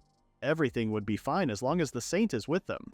The collector can only lower his gaze, seeing how much these people put their faith in his sister. Like the guards, the villagers direct him to that one house on the hill. They even suggested he should get appraised too. The collector thanks them and continues on his way. That's when he remembers that their house was also located on a hill. Even when their parents abandoned him, it was his sister who stayed with him in that house. He trudges along the path, remembering how he'd get into fights with the village brats back then and come home where his sister was waiting for him. The collector stops in his tracks at the scene before him. This has to be a joke, right? The saint's house looks exactly like his house. He goes to the front door and knocks, introducing himself as a traveling merchant who has heard of and wishes to meet the saint. After a beat, he's only met with silence, so he pushes the door. It swings open and the collector is greeted by the memories he shared with his sister in the whole house. Even the painting she hung up in his house is also there. But the collector walks past it and heads up. Along the way, he calls out to his sister, asking if she's there. As soon as he reaches the landing, he sees a girl standing with her back turned to him, while he calls out to her. The girl turns and welcomes the collector. She's his dear brother, right? The collector stood staring at the person before him while the girl smiled. Sure, she looks just like his sister, but her eyes are different. No, she is not his sister. He asks her then if she is the rumored saint whom people have been talking about. Upon hearing that, the girl blushes because it looks like she's doing a great job imitating her excellency. This just confirms what the collector already knew. This girl knows his sister. To be frank, knowing his sister is not the right word because what she feels toward the latter is on another level. So does that mean this girl worships his sister? At that, she perks up and starts rambling about all his sister's qualities, like how wise, noble, and beautiful she is. Plus, she's also wielding the power of all things. Simply put, this girl adores his sister. She even copied her appearance, asking the collector if they looked similar. Well, he couldn't be bothered about all that, but the collector admits that from afar he could mistake her for his sister. The girl is flattered to hear that while he looks around, asking if his sister is here. The girl sits and replies that there's no way Her Excellency would be in a village like this, and no, not even in this country. She revealed how Her Excellency has seized a certain country on the continent and is plotting to conquer the world. She what? The girl continues about how his sister is busy pursuing these grand ambitions, which left him dumbfounded. While he was out there training his skills as the skill collector, his sister was busy with world domination, one step at a time. But world conquest, really? He couldn't wrap his head around why his sister would do that. Seeing his reaction, the girl only looked at him with a mix of pity and disappointment. She tells him how Her Excellency used her to keep tabs, and she had always wondered what sort of person his sister might be. How is it that he doesn't even have an ounce of understanding of his older sister's intention when he's her real younger brother? If anything, this just confirms that he's nothing special. Upon hearing that, the collector is reminded again of how he always thought he was closer to her than anyone in the world. But it turns out he doesn't understand her at all. Even so, this is exactly why he's looking for clues about his sister. He refuses to give up on her as her family. The girl didn't like that last bit and frowned. She stands from her seat, calling him out for his arrogance. Does he really think he's the one special to her? She raises her hand and electricity crackles in her palm. How unpleasant, she says as she looks at him with disdain. Suddenly, lightning strikes the house on a hill. The collector barely managed to evade it thanks to the skills he has in store. But what was that? Is that lightning magic? From what he remembers, the villagers said that the saint can wield a variety of magic too. The girl relays how his sister told her back then to do as she pleased, and since she was granted the permission to do whatever, how about she rids the world of the collector? She spreads her arms out wide, and from there, water appears.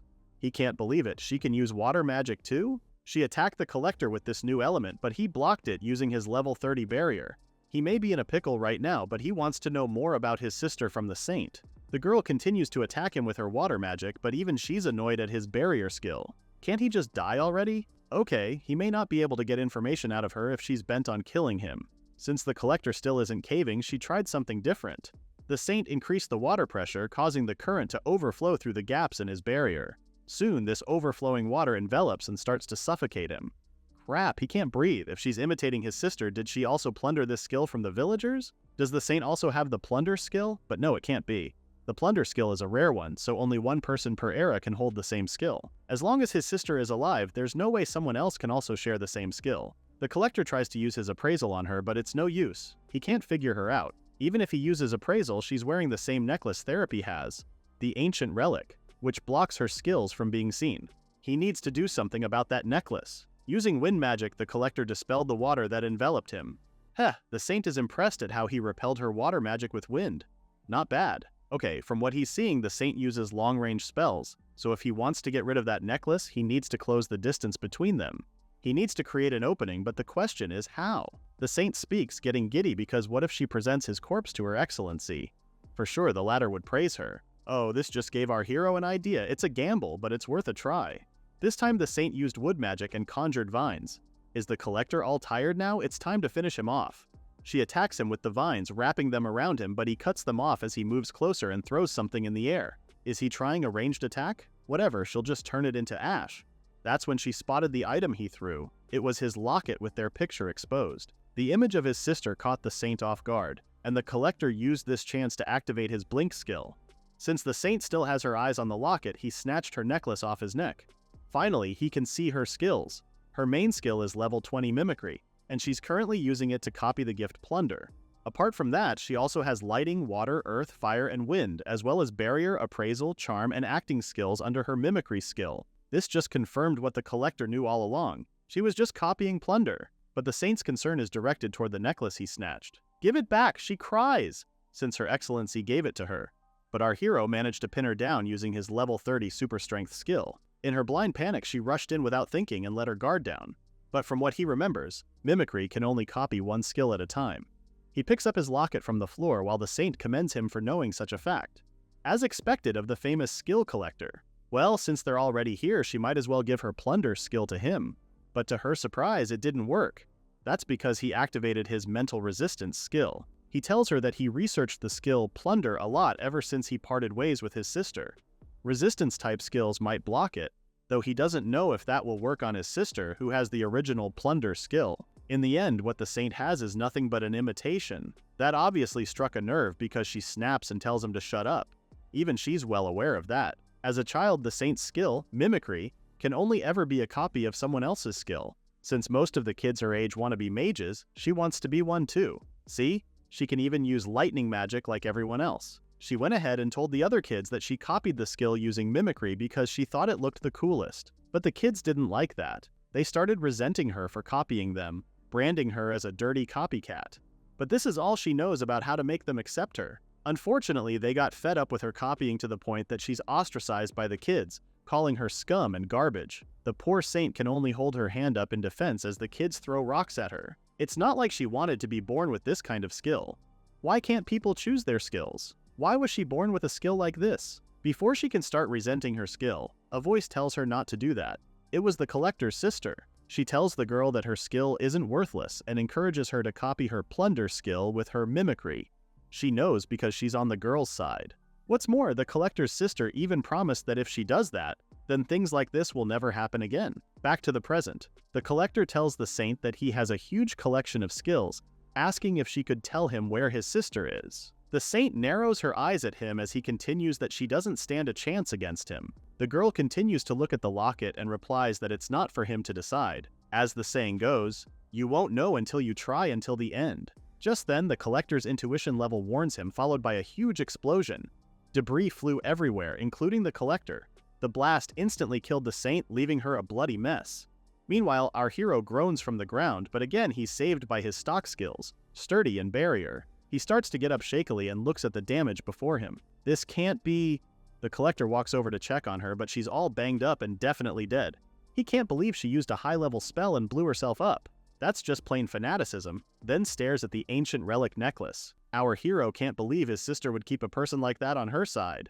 But there's something more pressing than now. Is her sister really planning to conquer the world? The collector leaves the scene of the crime as the villagers start flooding the saint's house. Unknown to them, there's a hooded figure watching this all unfold from a safe distance. The villagers see the saint, but it's no use, she's already dead. The figure herself also knows this from where she stands, though she feels bad because the saint was pretty strong too. Even so, that was the saint's wish, to die for their big sister. With that, she walks away from the site. The collector calls out to his older sister, but with her back turned to him, he couldn't see her face. "What's wrong, my dear brother?" she asks. Suddenly, he's a kid again, asking this time if his sister is pushing for world domination. "It's not true that you're taking over a country, right? Please tell me it's a lie," he almost begs her. But to that, the only thing his sister tells him is how he has always been such a fool. With that, the collector wakes up and sits up in bed. How long has it been since he last dreamed? The night after his encounter with the saint, his sister's worshipper, traces of magic that suggested her death was an accident can be felt. As for the collector himself, he was taken in by the village for treatment. The doctors are surprised to discover how his wounds have already healed. They deduce he must have some kind of recovery-type skill or something, because his healing rate was way too fast. That's true, actually. The collector has both recovery and vitality among his skill set, but he doesn't bother explaining this to the doctor. If anything, he grabs his belongings, puts on his shirt, and thanks them for helping him. Outside, he sees some of the villagers are mourning the loss of the saint. Now that Sansama is gone, what's going to happen to our village? He hears their concerns out loud. She may have been a fraud, but the people's faith in the saint still runs deep. There's no doubt she's a cunning person who manipulated others, yet everyone ended up loving that mask. She crafted that mask so beautifully, and it was exactly as if she were his real sister. Speaking of her sister, he knows she's still wearing her mask until now, prompting him to wonder what the latter is missing. Well, she needs others to love her obsessively to take and take until she's satisfied. There's just something inside her that can never be filled. For now, the collector's course of action is to find out which country his sister took over. The collector resumes his traveling and finds himself in the next town soon enough. In the middle of the street, the voice of a man can be heard, selling skewers and calling out to potential customers. The man turns to the collector, calling him a big-shot merchant, pulling his marketing skills to get the latter to buy from him. The collector smiles, saying he'll take one skewer, but actually he knows this seller. It's Michael. Maykill, the informant, greets the collector in turn, happy to see the latter. The collector is curious about when Maykill switched jobs and became a street vendor. Maykill answers that he didn't, clarifying that it was just his cover. People loosen up when they're eating something tasty, which makes it easier to get info, he adds. Even our MC thinks that's true, but it's also true that Maykill's skewer tastes great. Small talk aside, the collector says there's something he'd like Maykill to investigate. It piques the latter's attention, but wait, it's not the same thing again, huh? Unfortunately, the collector replies that it's still about his sister. With that, Maykill leaves his spot at the market and leaves a sign saying he's preparing. The two men head to Maykill's tent where he urges our MC to have a seat. It's a surprise that the collector even brought something for him. But as for the matter of the former's request, it makes Maykill a bit useless since 8 years had already passed since the collector first approached him about this matter. What's time anyway for an almost eternal being like the collector? If anything, he's just grateful that he told Maykill about his sister. Maykill may look like a pretty chill dude, but he's actually a pretty skilled informant. The collector doesn't want to drag anyone else into matters concerning his sister, but there's only so much he can do. He can't do it all alone. This is why he partnered with Maykill and has been working with him ever since. Maykill clarifies the collector's request first. So, what you're after is information on the current world situation, right? Our MC confirms that it is correct, asking his friend if there have been any nations showing suspicious movement lately. Maykill grabs his map and spreads it on the table, explaining that there are several nations on this continent and all of them play a part in maintaining the balance. There's Buyukwag, Shikyu, Richyu, and Kenukeshiv, where they are currently. So far, it's a pretty peaceful and stable country. Of course, there are others too, like one famous for theater and others, while the other is full of merchants. There's Dakashu, the Great Mountain Range, an unexplored area, and Batare. According to Maykill, the unexplored is mostly undeveloped and crawling with monsters. From what the collector heard, his sister supposedly took over a whole country. For something of that scale, it would be major news, like an entire government changing hands. He figured that even here in Kenukeshiv, word would have surely spread if something like that happened. Maykill says he hasn't heard anything about that, which means there's a country that looks the same on the surface but is actually hollow inside. He checks the map again, pointing out the unstable countries, especially the two bordering the uncharted lands. Both military nations and the coastal maritime state ruled by pirates appear to be somewhat questionable as well. The collector asks Maykill if he could investigate for him, because he wants to know which country his sister has taken over. The latter stands asking, is this an official request to broker Maykill from the collector, right? Our MC affirms that it is, so Maykill replies that he'll take the usual payment. Leave it to my skills, he confidently adds. Maykill has a couple of interesting skills like ultrasound, heightened hearing, persuasion, and eavesdropping, but out of all of these, he can also communicate with animals, in this instance, the rats, whispering something to them before they start scurrying about. The collector remains impressed by his friend's skill, in awe at how Maykill can communicate with animals like that. Well, the scale of Maykill's intel gathering is on another level, plus it also helps that rats don't have borders. He extends his hand asking the collector for the investigation fee. Our MC is more than happy to do so. He retrieves Maykill's negative skill, Stench, and sells him Vitality in return. Maykill is happy with this because he spends so much time with rats and bats. Their Stench skill keeps coming back and sticking to him. The collector sells skills to Maykill at a special price as payment for his information. It reminds him of when they first met 8 years ago, and back then, Maykill's Stench skill was pretty high level. The latter nods, beaming as he tells our MC why he's so grateful for the collector. Thanks to the Vitality he sells, the informant no longer catches any infections. Something about Maykill's happy disposition smells fishy to the collector. You're in a good mood today. Is something bothering you? He asks Maykill. When someone thanks the collector, he can't help but get suspicious, and Maykill's response isn't too convincing either. Hey, how long are you going to stay in there, idiot? They hear a voice shouting from outside Maykill's tent.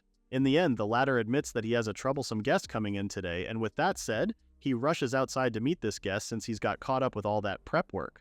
Once outside, Maykill flashes a bright smile to the person scowling before them, a little girl dressed in noble clothes. The collector makes a quick assessment of the girl, noting how she's pretty well dressed. However, what he finds even more peculiar is that the market suddenly became so quiet. He looks around and notices how the villagers look more depressed than ever. He can hear one mutter about how he has never had a girlfriend, or the girl who's convincing herself that she can still wear trendy clothes since she's still young, and there's the guy who's pep-talking himself saying he's not a poor thing. What the? The collector is weirded out because why does everyone look like they're crushed mentally? Could it be because of that girl? Even Maykill looks a bit troubled. The informant is in businessman mode, trying to appease the little girl by offering her a skewer first, but the latter is a pretty feisty and sharp-tongued lass. She explicitly tells Maykill that she's here for information and not his stupid skewers. Do you know what's worse? She called Maykill an old man. Of course, Maykill tries to defend himself, but the girl doubles down, saying he looks old enough for her. Besides, she's got some dang skill issues to deal with too. Oh, that caught the collector's attention, while the girl demands that Maykill give him anything. Whether it's skill-affecting drugs, skill specialist doctors, or just about anything. Maykill turns to the collector, then quickly turns his attention back to the girl. Aha moment, Maykill says he knows some things, but as per his terms, information doesn't come free. Old man! The girl whips her head around and calls the older man behind her, presumed to be her butler. The latter opens the briefcase he is holding, showing gold coins and money inside. Maykill brightens up while the girl continues that it's her skill they're talking about, so she'll pay whatever huge sum it takes to fix it. Maykill takes his pay first before introducing the collector into their conversation, saying the latter is a top-notch skill specialist merchant. The girl finally looks at the collector, while Maykill reminds his friend not to forget to pay him his broker's fee later. The collector greets the girl and introduces himself, saying he buys unwanted skills. From what he heard so far, she's having trouble with a skill. The girl frowns. A creeper who's been eavesdropping from the back? What are you, a skill collector? She asks. The collector patiently answers that he can buy skills with his one and only special skill. The way he smiles gives the girl the creeps, so she calls him out and tells him outright that it's disgusting. Thankfully, the collector is patient as he explains that this is his business smile, apologizing if the girl is offended by it. So that's why you smiled. What a creep! A pervy appraisal peeper. Suddenly her tone drops, confirming if he can see her skill given how he's a trader of skills, right? The collector uses his appraisal skill now, but clarifies to the girl that he doesn't laugh at other people's skills. Any discarded skill, no matter how much of a downside, is a commodity to me, he explains. I'll happily take and buy it. He finally sees the girl's skill set, and she's got a pretty troublesome skill out of the 3 she has. A level 6 poison tongue. He asks her if the skill that's bringing her trouble is poison tongue. In truth, he doesn't need her to say it out loud.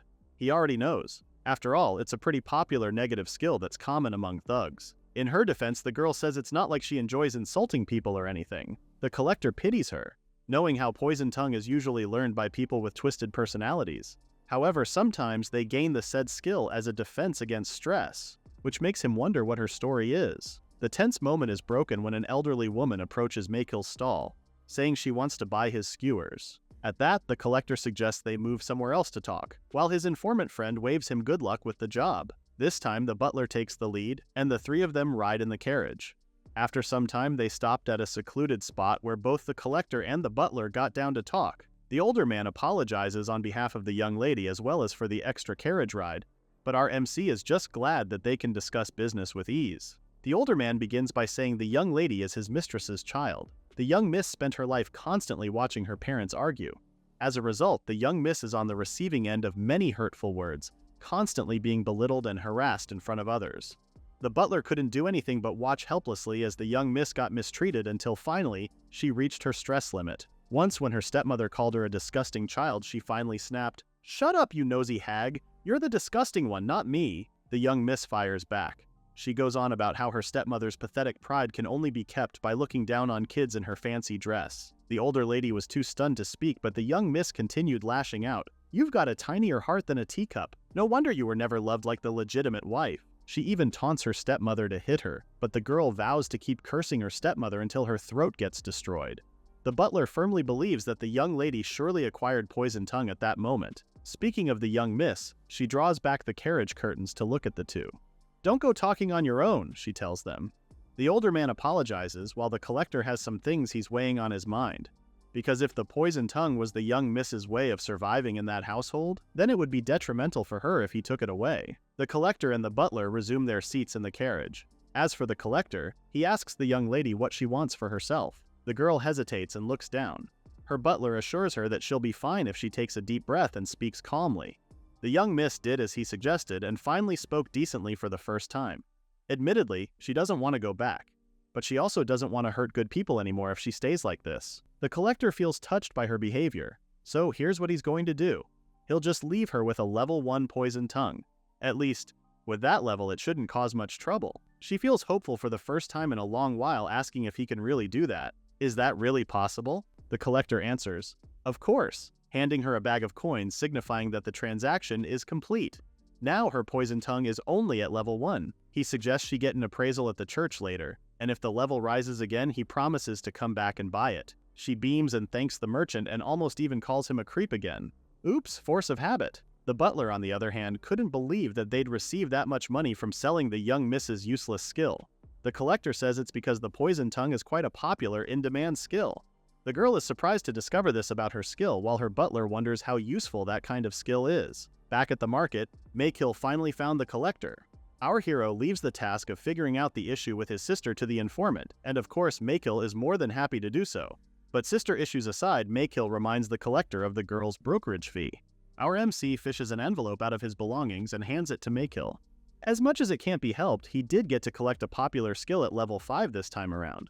Popular skill, huh? I always wonder, these skills were unwanted in the first place, right? And yet, they still find buyers? The world really is a strange place, Maykill says. To that, the collector says any skill can have its uses, and with that, he samples Poison Tongue level 5 on Maykill. There's no definite wording on what the collector said to the informant, but it was enough for the latter's blood to run cold with fear. See? Poison Tongue can be useful to deliver verbal assault straight out of a nightmare. Maykill was so scared by what the collector said that he practically begged for mercy. But wait a minute, the skill's not that bad, or is it?